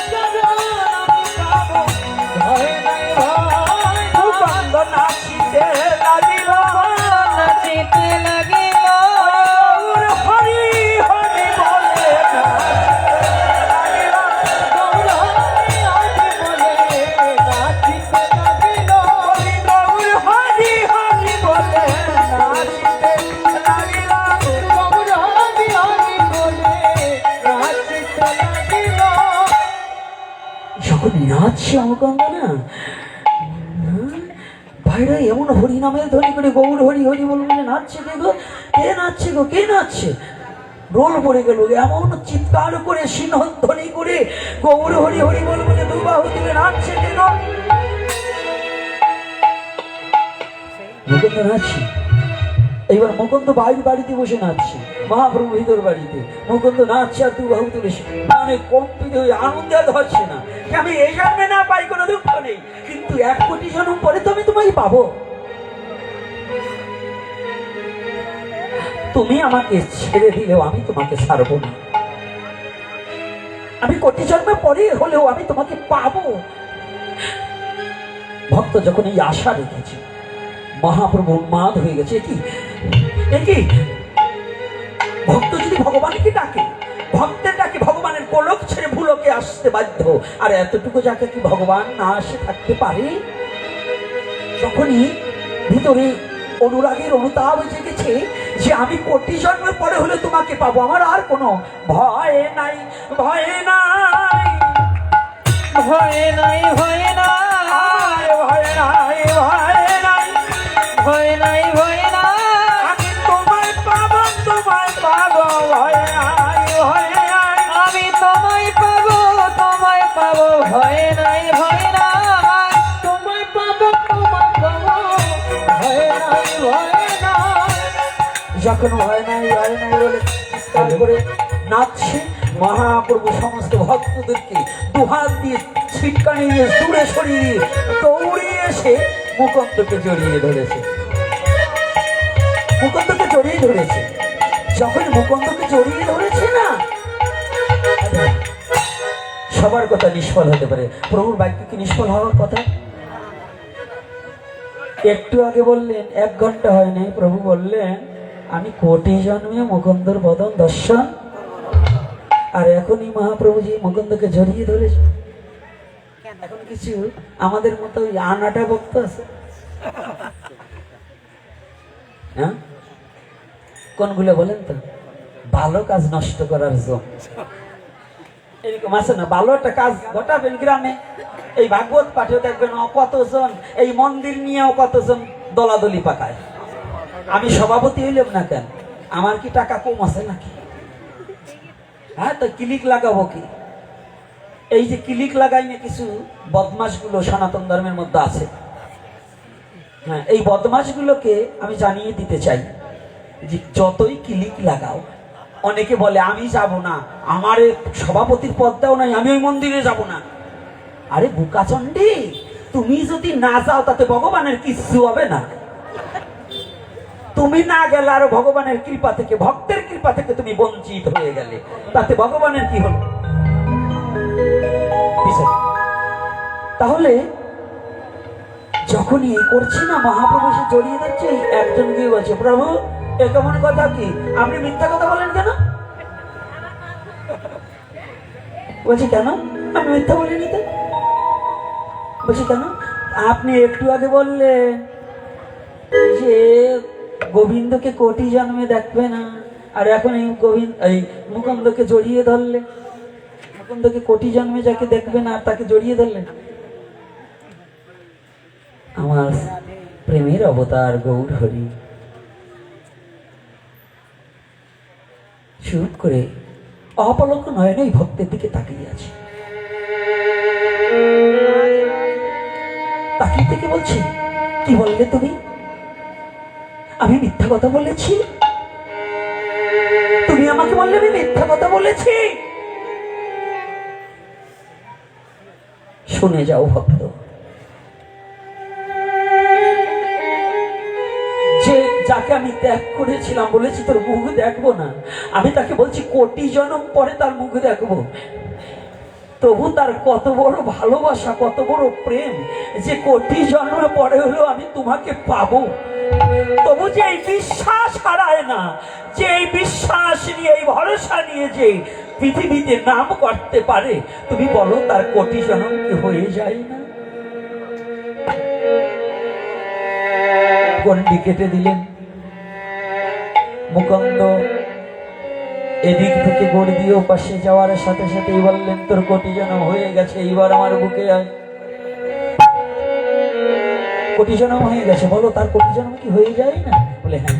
বলছি এ বিশ্ব জগতে আমাকে পাওয়ার নিমিত্তে এই মুকুন্দের মতো যদি অনুরাগ পরিচালিত করে, যদি হৃদয় খুলে যদি কেউ আমাকে ভালোবাসতে পারে, আমি তার কোটি জন্ম পরে হলেও আমি তার হয়ে যাব। এতে কোনো নিরাশা নয় মা ভাই, আমি তার হয়ে যাব।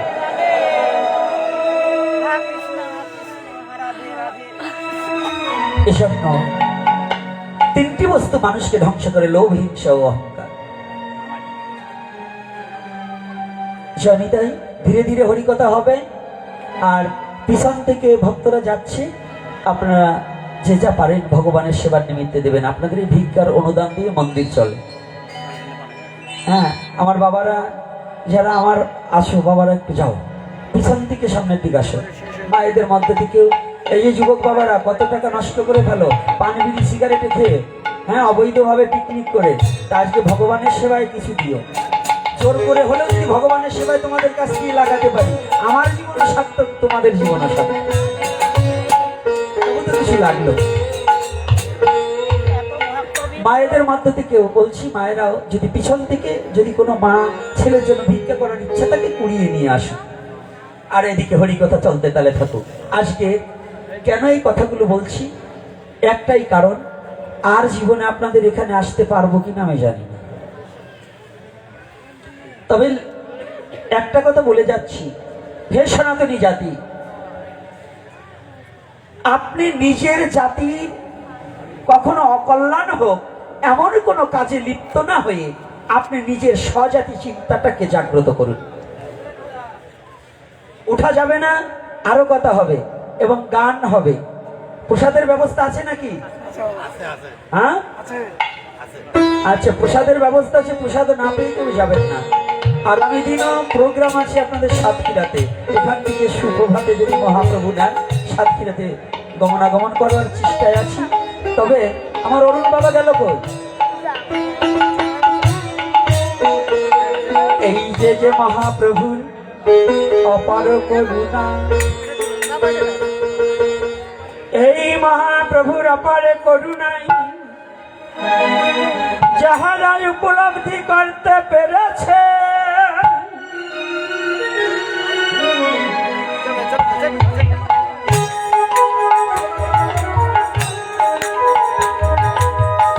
মহাপ্রভুর প্রতি যাদের বিশ্বাস আছে, যাহাদের ভালোবাসা আছে, যাহারা মহাপ্রভুর চরণে জীবনে জীবন অর্পণ করেছে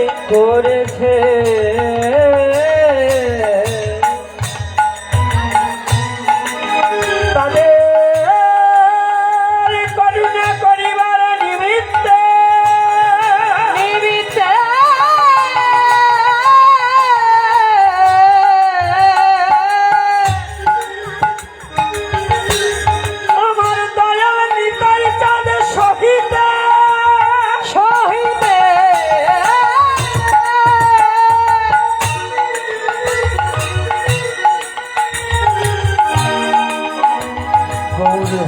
আমার দুটি হাত উত্তোলন করিয়া জগৎজীবকে ডাকিছে, মা ভই, মা ভই, মা ভই, মা ভই, মা ভই, মা ভই। এই মহাপ্রভুকে যারা ভালোবেসেছে, যারা তাহার আনুগত্য স্বীকার করেছে এখন একটা কথা না বলে পারছি না। এই যে মায়েরা, আমাদের পাঠক মহলও দেখছি আজকাল গোপাল নিয়ে বেড়ায়, গোপাল নিয়ে যায়। আমার কোনটা বলে আবার বিপদে পড়ে যায়। আমার মায়েরাও কিন্তু গোপাল নিয়ে যায় ঝুলিতে, যাই না? আমাদের কিন্তু গুরু অনুগত্য ভজনে কিন্তু শুধু গোপালের ভজনের চেয়ে আমাদের শ্রেষ্ঠ হচ্ছে রাধা গোবিন্দ যুগল ভজন, নাকি? আমার মন্দিরেও গোপাল আছে, তা সেটা কিনছি এই ঠেলায় পড়ে, এই পণ্ডিতে ঠেলায় পড়ে, ঠেলায় পড়ে মানে ওর শ্রীধামের যে ব্রজমণ্ডলে গিয়ে ওই গোপালখানে একটা দোকানে দেখেই ওর লোভ জেগে গেছে। ও শুধু বারে বারে বলতেছে, বাবা গোপালটাকে আমরা একটু নেবো। আমরা একটু নেব। এই যে যে একটা পিপাসা, এই পিপাসাটাকে নিবৃত করার জন্যই গোপালকে এনেছি। না জানি ওই রূপে মন ডুবে গিয়েছে, না আনলে ওরা ও তখনও আরো ছোট, একটু কষ্ট পাবে, এজন্য এনেছি। কিন্তু আমাদের গুরু আনুগত্য শিকারে কি বলছেন? শ্রী বৃন্দাবন ধাম যুগল ভজন ধাম মোহন করালে নিপদে, মোহন করলয় পদে, মোহন করালে নিপদে, মোহন করলয় পদে। বলি উপদেশ দিল রে, উপদেশ দিল রে, বলি উপদেশ দিল রে, উপদেশ দিল রে, রাধা গোবিন্দ দিলার ভজন করে দিল রে। রাধা গোবিন্দ যুগল ভজন উপদেশ দিল রে। কে কোনটা উপদেশ দিয়েছে? আমাদের উপদেশ কোনটা? গুরু বন্দনা কি এটাই বলা হচ্ছে না? যদি এটা থাকে তাহলে আমাদের অনেকে শুধু গোপাল সেবা করবে, কিন্তু না, আর একটু দোষ বলে যাব, বিশ্রাম দেবো তার আগে দোষ বলে যাব। আজকে যতগুলো গাঁদা ফুলের মালা দেখছি ওদের ভিতর রশি ঢুকানো দেখছি, মানে পাটের রশি।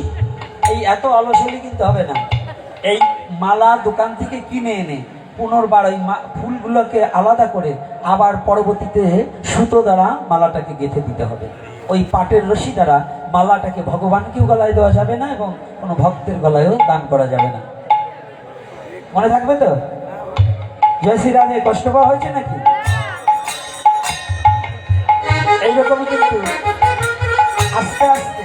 আর এই মালাগুলো এনে রেখে দিলে হবে না, ভক্তদের গলায় পরিয়ে দিতে হবে, ভগবানকে স্পর্শ করিয়ে দিতে হবে।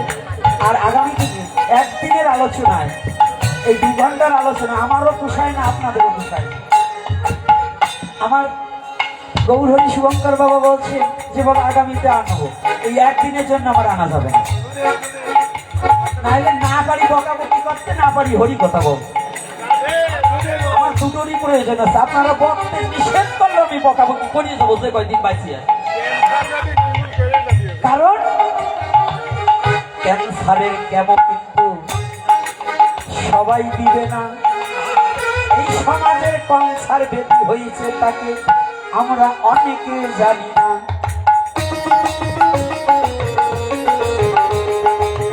তাই আমার গৌর হরি কৃপা করিয়া জগৎ জীবকে ডাকিতেছে দুবাহু তুলিয়া।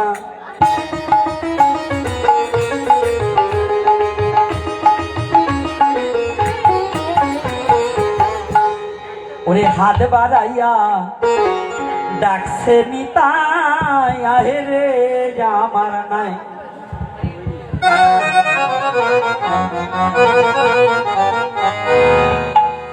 ওরে হাত বাড়াইয়া ডাকছে নিতাই, আহে রে আমার নাই। ওরে হাত বাড়াইয়া তুই ডাকেছে নিতাই, আয় রে আমার নাই। ওরে তোরা মোহন দয়াল আর পাবি না, এমন দয়াল তোরা এমন দয়া আজ পাবি না। ওরে সেধে সেধে নাম বিলায়, আহে রে আমার নাই। ও সে হাত বাড়াইয়া ডাকছে নিতাই, আহে রে আমার নাই। তোরা ঘরে বাড়াই ডাকছে নিতাই, আয় রে আমার নাই। এমন দয়া এসেছে রে যারে তারে গুণ নাই, আয় রে আমার নাই। হাত বাড়াইয়া ডাকছে নিতাই, আয় রে আমার নাই। নিতাই আমার পারের কান্ডারি,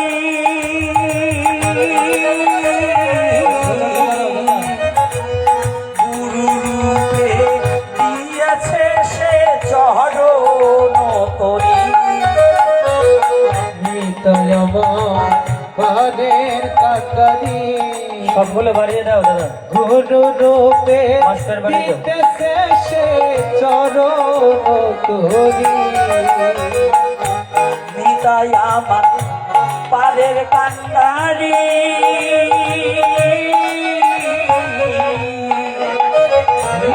গুরু রূপে দিয়াছে সে চরণ তোরি। নিতাই আমার পারের কান্ডারি, গুরু রূপে দিতেছে সে চরণ তোরি। ওরে জাতির বিচার করে না সে, জাতির বিচার করে না সে, দয়াল নিতাই।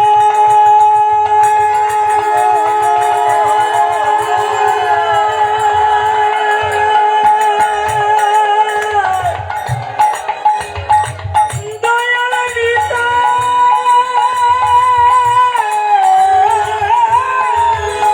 দয়াল নিতাই।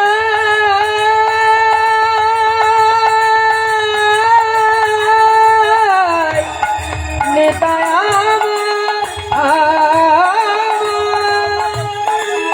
বসে জাতির বিচার করে না সে, জাতির বিচার করে না সে, যারে তারে প্রেম বিলায় আহে রে আমার নাই।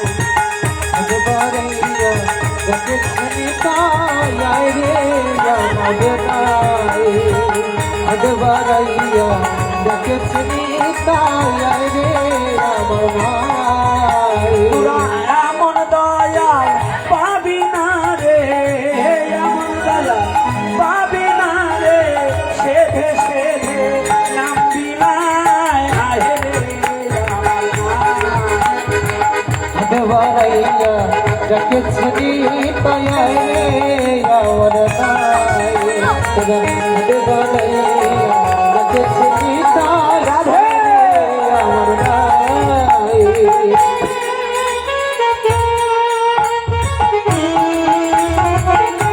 তাহলে সকলে করে তালি।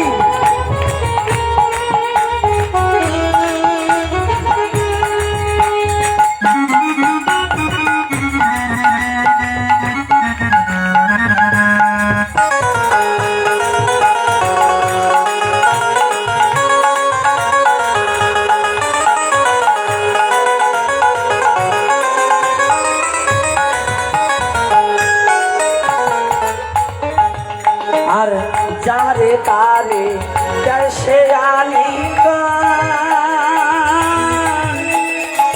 তার পরশে কত জানা হয় শিশুরা।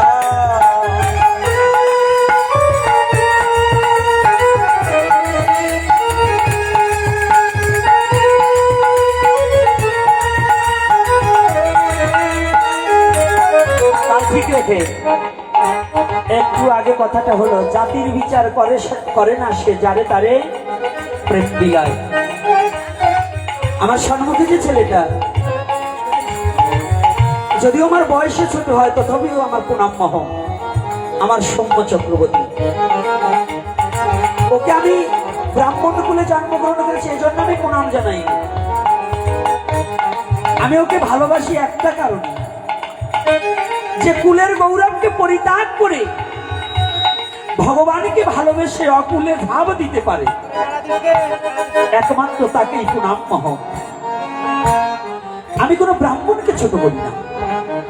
অনেক ব্রাহ্মণরা দুর্বুদ্ধি ব্রাহ্মণ, যাদের যাদের দুর্বুদ্ধি সঞ্চারিত হয়েছে, তারা জানে যে গোপীনাথ ব্রাহ্মণকে হিংসা করে না। আমি জীবনেও না, আমি ব্রাহ্মণকে কোনোদিনও আমি হিংসা করি না। কারণ একটাই কথা, আমি ব্রাহ্মণ্যবাদকে ঘৃণা করি। যে ব্রাহ্মণ্যবাদের মধ্যে জাতি হিংসা, মনুষ্য জাতিকে হিংসা থাকে, মানুষকে ছোট করে দেখা থাকে, মানুষে মানুষে ভেদাভেদ তৈরি করা হয়, আমি তাদেরকে হিংসা করি। আমি কোনো ব্রাহ্মণকে হিংসা করি না। আমি ব্রাহ্মণের চরণ ধুলি আমার শিরে ধারণ করতে চাই। এটা আমার এ জন্মে নয়, কোটি জন্মে এজন্য আমার এটা হয়। সেজন্য মহাপ্রভুর লীলায় মহাপ্রভু ব্রাহ্মণ্যবাদকে পরিত্যাগ করে শুদ্ধ প্রেমের ধর্ম প্রচার করে করে তাই আজ এই পদের মধ্য বলেছে জাতির বিচার করে না সে। মহাপ্রভু যদি জাতির বিচার করিত তাহলে চণ্ডালকে বক্ষে জড়িয়ে ধরে বলতো না তোরা একবার পদরে ভরে হরি বল হরি বল হরি বল। হরি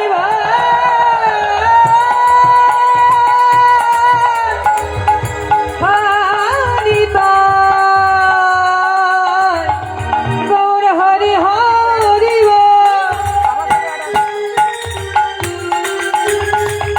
তাই পদকর্তা কত সুন্দর পদ যোজন করেছে। যাহারে তাহারে তাই সে আনি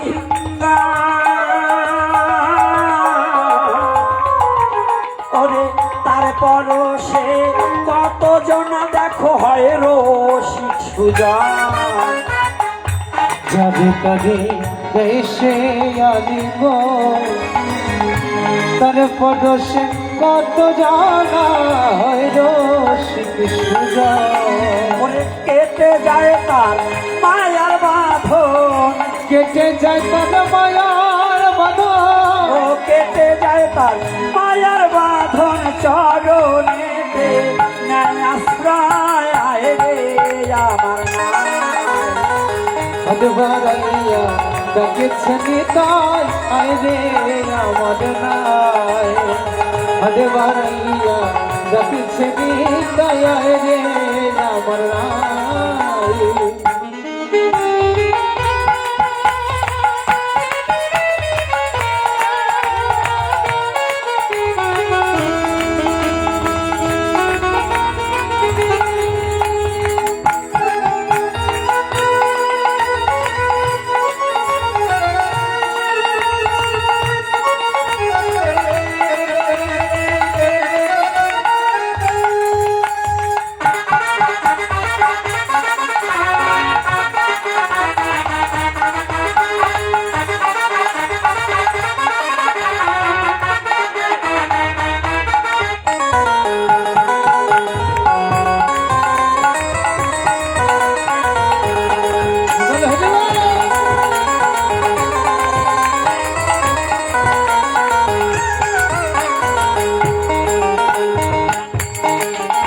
আর পহরম দয়াল নিতাই এসেছে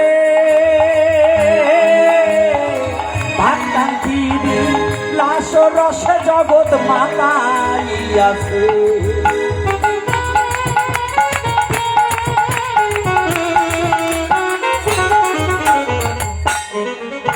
আর পহরম দয়াল নিতাই এসেছে হরি বল হরি বল। রসে মাতাইয়াছে। পরম দয়া নিতাই এসেছে ভাবকান দিবি রসে রস মন মজাইয়াছে। পাগল নাহরান বলে হে কানাইসা, নাদান বলে হে কানাইসা, ও পাগল নাহরান বলে হে কানাইসা পার করিয়া নেওয়া মায় আয় রে তোরায়া। অদবারাইয়া ডাকেছে নিতাই আয় রে আমার নাই। এমন দয়া আর পাবি না, এমন দয়ালার পাবি না, তোরা এমন দয়া আর পাবি না, সে দেশে ভে নামবি না আয় রে আমার ডাকেছে নিতাই আয় রে আমার নাই। অদবারাইয়া ডাকেছে নিতাই আয় রে আমার নাই। হাতে বাহারায়া রাখছে আয় রে আমার হাতে বাহারায়া রাখছে আয় রে আমার তাই আজ যাদের অক্লান্ত পরিশ্রমে আজ মধুর হরি কথা হয়, তাহাদের জন্য কিছু কথা বলিবারে হয়। যারা যারা আজ এই হরি কথা করেছে আয়োজন, তাহাদের জন্য একটু প্রার্থনার আছে প্রয়োজন।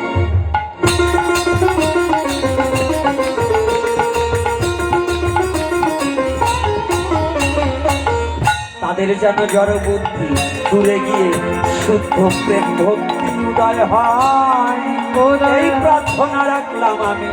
আমার এই আশা পূর্ণ করো কৃষ্ণ দয়াময়।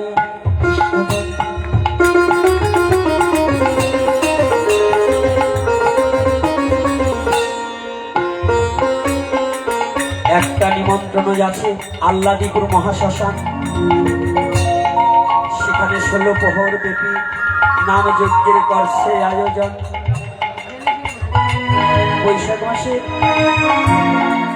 23 তারিখ ব্রহ্ম মুহূর্ত হইতে এই নাম আয়োজন হইবে এবং নাম সংকীর্তন হইবে। ওখানে আলোচক আছে। হ্যাঁ, 22 তারিখ হচ্ছে পাঠ, আগামী দিন না? পাঠ করবেন কে? আলোচক না, আলোচক ওইভাবে দেওয়া হয় না, সেবায়ত দেওয়া হয়েছে রবীন্দ্র গোস্বামী এবং ভাগবত আলোচক পরে দিয়েছে, একটু টাইপে ভুল আছে। পাঠ করবেন, আপনাদের হরিকথা শ্রবণ করাবেন, যে অনেক যন্ত্রণা সয়েও নিজের স্বজাতিদের কিলগুতো খেয়েও আজ ভক্ত সঙ্গ ছাড়তে চান না যিনি। কথায় আমার কষ্ট পাবেন না, আমি জানি, আমার নলেজে এসেছে। সম্মুখে এই চক্রবর্তী, অনেক চক্রবর্তী মহাশয়রা এই বৈষ্ণবদের সাথে মিশে বিধায়, বৈষ্ণবের প্রসাদ পায় বিধায় ওদের মা বাবা সহ পর্যন্ত যন্ত্রণা ভোগ করতে হয়েছে এবং এখনো হচ্ছে। তবে বাবা, তোমাকে আমি একটা কথা বলে রাখছি, মা ভই, যদি তুমি সত্যিকারের অর্থে গুরু গোবিন্দের চরণে দেহটাকে যখন সমর্পণ করছো, ওই জাতি কুল বিদ্যায় কিছু আসবে যাবে না। গৌরের চরণ পেলে পৃথিবীর আর কিছুর প্রয়োজন হয় না। আসুক যত সমাজের বাধা, তারে তবু ভাইব সদা। এই সমাজের বাধায় কখনো ভগবত প্রেমকে ঢেকে রাখা যায় না। কে কি বলবে এতে কিছু আসে যায় না। ওটা মহাপ্রভুর আমলেও ছিল, কৃষ্ণের আমলেও ছিল। কৃষ্ণের আপন শত্রু তার মামা কে? আচ্ছা, জানেন তো রাম আর রাবণ সম্পর্কে কি হয়? রামের শত্রুকে রাবণ। রাবণ কি রাক্ষস? তার বংশ পরিচয় হাতাই দেখেন, ওই রামের সাথে একটু সম্পর্ক আছে।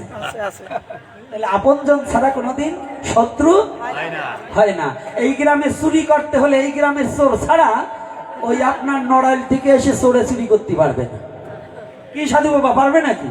তাহলে এই গ্রামের চোরের দরকার হয়। তাই যদি নিজের স্বজাতির না থাকে, তাহলে এক জাতিকে ধ্বংস করা যায় না।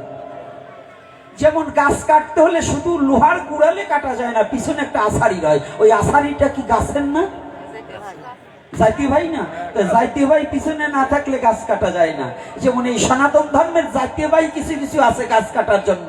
এরা এক সনাতনী মানে নষ্ট করার জন্য অহিন্দুর কাছে গিয়ে নালিশ করে, যেটা না হয় সেটাও বানিয়ে বলে, শত্রু বাড়াবার জন্য। করে কিনা?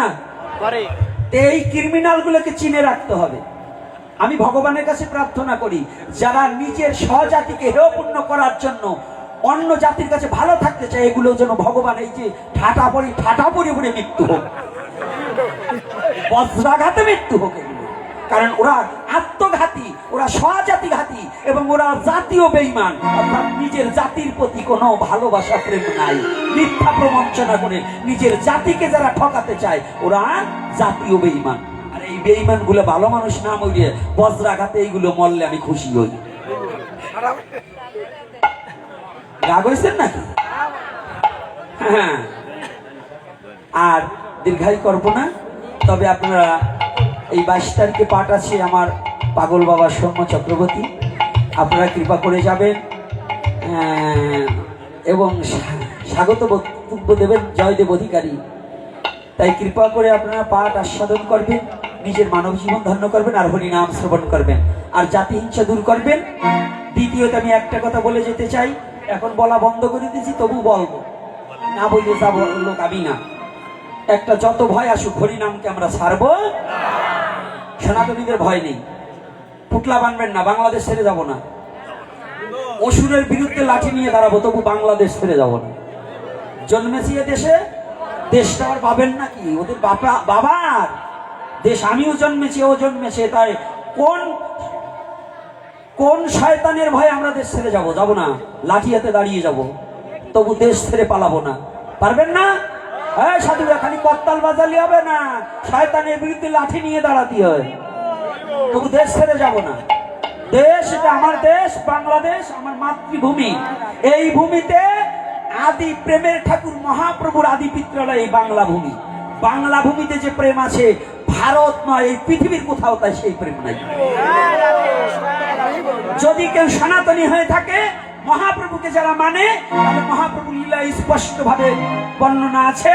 মহাপ্রভুর যে প্রেম ধন, তা পদ্মা দেবীর কাছে রেখে দিয়েছিল নরোত্তমকে দেওয়ার জন্য। তাহলে সেই প্রেম কিন্তু নরোত্তম আমার বাংলায় রেখে গেছে। এই প্রেমের মাটিকে পরিত্যাগ করা সাধু আমি না। আমরা কোন সনাতনী নির্ভয়ে, ওই একজনের একটা কথা বললে দৌড় মারবেন তা মারবেন না, সারা গ্রামের এক হয়ে এখনো বাংলাদেশের হিন্দু মুসলমান প্রীতির বন্ধন আছে। এখনো ভাববেন না অনেক হাজার হাজার, ওই দুই একজন থাকতে পারে, হাজার হাজার মুসলমান আপনাদের ভালোবাসে, আমাদের ভালোবাসে। আমরা রাস্তাঘাটে নাইলে চলতে পারতাম? এখনো ভালো লোক আছে, ওই দুই একজন থাকবেই। হিন্দুদের মধ্যে শয়তান নেই? ওগুলা আমাদের শয়তানগুলো আর ওদের সে ক্ষতি বেশি করতেছে। কথাটা বলছে, এই জন্য এইটুক কথা না বলেই যাব না। কারণ আমি এখন, সবাই বলে আমি নাকি রাজনীতির আলোচনা করি, গাদাগুলো বোঝেই না যে আমি রাজনীতি কারে বলে। আমি কোনো দলই করি না এই বাংলাদেশে, আমি কোনো দল করি না, কোনো দলে সাপোর্ট করি না। আমি একমাত্র সাধু, আমি কোনো চেয়ারম্যানের 10 টাকাও খাইনি। এই বাংলাদেশে অনেক সাধু মঠ মন্দির করছে চেয়ারম্যানের পায়ে তেল ডইলে, এমপির পায়ে তেল ডইলে। আমি গোপীনাথ কোন এমপি মন্ত্রী মিনিস্টারের পায়ে তেল ডলা না। আমি সাধুগুরু বৈষ্ণবের পায়ে তেল ডলবো, কোন ওই মন্ত্রী মিনিস্টারের পায়ে তেল ডলবো। এই জন্য আমার কিছু থাক না থাক, আমার কুড়ে ঘরে থাকবো, তবু কোনো মন্ত্রীর পায়ে তেল ডলে আমার টাকাই নেই, মন্দির করার জন্য আমার মনোবৃত্ত নাই। এই জন্য আমি কোনো দল করি না, এজন্য আমি রাজনীতির কথা বলি না। আমি শুধু একটা কথা বলি, আমার স্বজাতি চিন্তার কথা বলি, আমি অন্যায়ের প্রতিবাদ হয়ে কথা বলি। আমি কোনো ন্যায় যে করবে, সে আওয়ামী লীগ হোক, বিএনপি হোক, জামাত ইসলাম হোক, জাতীয় পার্টি হোক, যে পার্টির লোক আসুক, যে পার্টির নেতা আসুক, সে যদি সৎ চরিত্র হয়, সততা থাকে, সে যদি আমার জাতিকে সুরক্ষা দিতে পারে, আমার সনাতন ধর্মের কোনো মন্দির ভাঙবে না, মূর্তি ভাঙবে না, আমার সনাতনীর কোনো কষ্ট হবে না, এই প্রতিশ্রুতি দিতে পারে, সে যে পার্টির হোক তার দল আমি সাপোর্ট করি, নাইলে আমি মানি না। এজন্য আমি কোনো দল ভুক্ত না। যারা বলে ওরা আমাদের মধ্যে আমাকে বন্ধ করার জন্য ওরা এই আলোচনা করে যে গোপীনাথ বাবা রাজনীতিক আলোচনা করে, এগুলো আমাদের মধ্যে কিছু শয়তান আছে, ওরা যাই বলে। এই জন্য আমি চরণে হাত রেখে বলছি, লাস্টে এই কথাটা বললাম, আপনারা সকলে চোখ কান খোলা রেখে চলবেন। তবে মায়েদের একটা অনুরোধ করব, আপনাদের চরিত্র পরিবর্তন করতে। সে চরিত্র পরিবর্তন, রাস্তাঘাটে মাথার কাপড় ফেলে যাবেন না, আর ওই 3 আঙ্গুল বিলাসের বর্ডার ওই বিলাস গায়ে দিয়ে রাস্তায় বেরোবেন না। এইটা চরণে হাত রেখে বলছি। আপনারা আমার মা, আপনার মেয়েকে অশ্লীল কোন মশারির কাপড় পরাবেন না। আস্তে দাঁড়ান, মশারির কাপড় পরাইয়ে মেয়ে ছেলে নিয়ে ঘোরাঘুরি করবেন না। অনুষ্ঠানে যুবতী মেয়ে হলে তাকে পাঠিয়ে একা কোথাও দেবেন না। 2, যদি প্রকৃত আপনি সন্তান জন্ম দিতে চান, প্রকৃত মানুষ জন্ম দিতে চান, তাহলে আপনার সন্তানকে ইন্টার পাস না করার আগে আপনি কখনো টাচ ফোন দিয়েন না। অর্থাৎ বর্তমান সবচেয়ে দুটো দিক দিয়ে হিন্দুদের ক্ষতি করার জন্য ব্যস্ত আছে। একটা হচ্ছে একটু হলেই বলবে যে আমাদের ধর্ম অবমাননা করছে, নবীর নামে এটা বলছে, ওটা বলছে, কোরআন অবমাননা করছে। কিচ্ছু করবে না, আপনার মোবাইলে একটু ছান করবার জন্য আপনার বন্ধুর কাছে দেবেন, ও নিজে স্ট্যাটাস দিয়ে আপনাকে একেবারে শোয়াই দেবে। এটা সারা বাংলাদেশে হিন্দু নিধনযোগ্য এইভাবে শুরু হয়েছে। আর একটা শুরু হয়েছে কি, ধর্মান্তরিত করা। আপনার মেয়েকে যখনই আপনি মোবাইল কিনে দেবেন, এই মোবাইলের মধ্য দিয়ে আপনার মেয়ের অপরিচিত নাম্বারে কল এসে আস্তে মেয়ে কণ্ঠ পেলে একটু কথা বলবেই, দরজা যদি খোলা থাকে তাই তো চোর ঢুকবেই। এজন্য সাবধান থাকতে হবে। আপনার মেয়েকে ওই মোবাইলে হিন্দু পরিচয় দিয়ে 6 মাস যখন কথা বলবে, তখন ওই একটু মায়ায় জড়াবে। 6 মাস পরে দেখা করবে, ওখানে একটু দোকানে নিয়ে একটু ভালো মন্দ খাওয়াবে, বাড়িতে তোর খায় নাই, কুকুরের খাবার খাওয়াবে, ওই যে পোড়া মুরগি, বুঝলেন না, ভালোটা খাওয়াবে না, প্রসাদ খাওয়াবে না, ওই পোড়া মুরগি খাওয়াবে, ওই খাওয়াবে পোড়া মুরগি। হ্যাঁ, আপনার মেয়ে একেবারে হরি বল, ওরে বাবা, মা ভুলে যাবে, বাবা ভুলে যাবে। ওই যে একদিন খাওয়াইছে আর সারা বছর খাওয়াইছে, তার কোনো নামগন্ধ থাকবে না, কিচ্ছু দেখবে না, ওটা কার ছেলে, ওর না ভালো মতো পরিচয় পত্র জানবে না। 2 দিন পরে বলবে হ্যালো হ্যালো, চলিয়ে গেল। এই চলিয়ে যাওয়া থেকে যদি মুক্তি করতে চান, আপনার কন্যা কোথায় কি করে আপনাদের এটা রাখতে হবে সচেতন। নাকি কষ্ট পাচ্ছেন? এই কথাটা বলা কি আমার অপরাধ হয়ে গেছে? কারণ আমি ভুক্তভোগী হচ্ছি। সারা বাংলাদেশ থেকে আমাকে ফোন করে, অন্য কোনো গোসাইকে করে কিনা আমি জানি না, কিন্তু আমাকে ফোন করে, বাবা আমার এই ঘটনা ঘটে গেছে, কি করি? এখন আমি কি করবো? আমি না হয় লয়ারও নয়, আমি কোনো মন্ত্রীও নয়, আমি তো কারো উপকারে করতে পারি না, আমি একটু বক বক করে বকাবকি করতে পারি, এছাড়া আমি পারবো না। তবে আপনার সন্তানকে রক্ষা করার দায়িত্ব আপনার, আমি পারবো না। তবে আমার জাতিকে, হে নারী, আজকে কিছু যুবতী মায়ের আসছে, আমি এজন্য লাস্ট 2 মিনিটের মধ্যে বিশ্রাম দিয়ে দেবো, কথাটা বলছি শোনো। যে হে নারী, একটা কথা চিন্তা রাখবে, সনাতন ধর্মে তোমাকে যে দেবীর আসনে বসিয়েছে, পৃথিবীর এই দেবীর আসনে কোনো নারীকে কোনো ধর্মের বসায়নি। এই নারীকে দেবীর আসনের পূজা ধুয়ে যদি তোমার দেহটাকে কুকুর বিড়ালের ছিঁড়ে খাওয়ার মতো খাওয়াতে চাও, তাহলে এই ধর্ম ত্যাগ করে যাও। আর যদি সত্যকার নিজে চরিত্রবান নারী হতে চাও, নিজে যদি সৎ চরিত্র থাকতে চাও, তাহলে নিজেকে সৃষ্টিকর্তা যে ধর্মে পাঠিয়েছে সেই ধর্মই তোমার কাছে শ্রেষ্ঠ। অন্য ধর্মকে সম্মান করবে, কিন্তু নিজের ধর্মকে হৃদয় দিয়ে ভালোবেসে প্রতিপালন করতে হবে। রাধে রাধে, মনে থাকবে তো? আর যুবক ছেলেরাও, বাবারা, তোমাদেরও বলছি, এরপরে যদি আবার কোনোদিন কাছে আসি, সেদিন তোমাদের নিয়ে কিছু কথা বলার চেষ্টা রাখবো। তবে আজকের মতো এখানেই হরি কথা বিশ্রাম রাখি। জয় জয় পরম দয়াল শ্রী গুরু নিতাই গৌর সীতারাম চরিত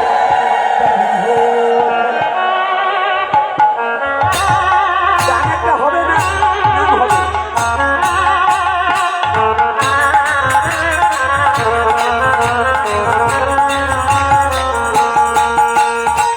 সবার জন্য প্রসাদের ব্যবস্থা আছে, প্রসাদ না পেয়ে কেউ যাবেন না। নৃত্য করো সকলে, গাও একটা গান গাও। তুমি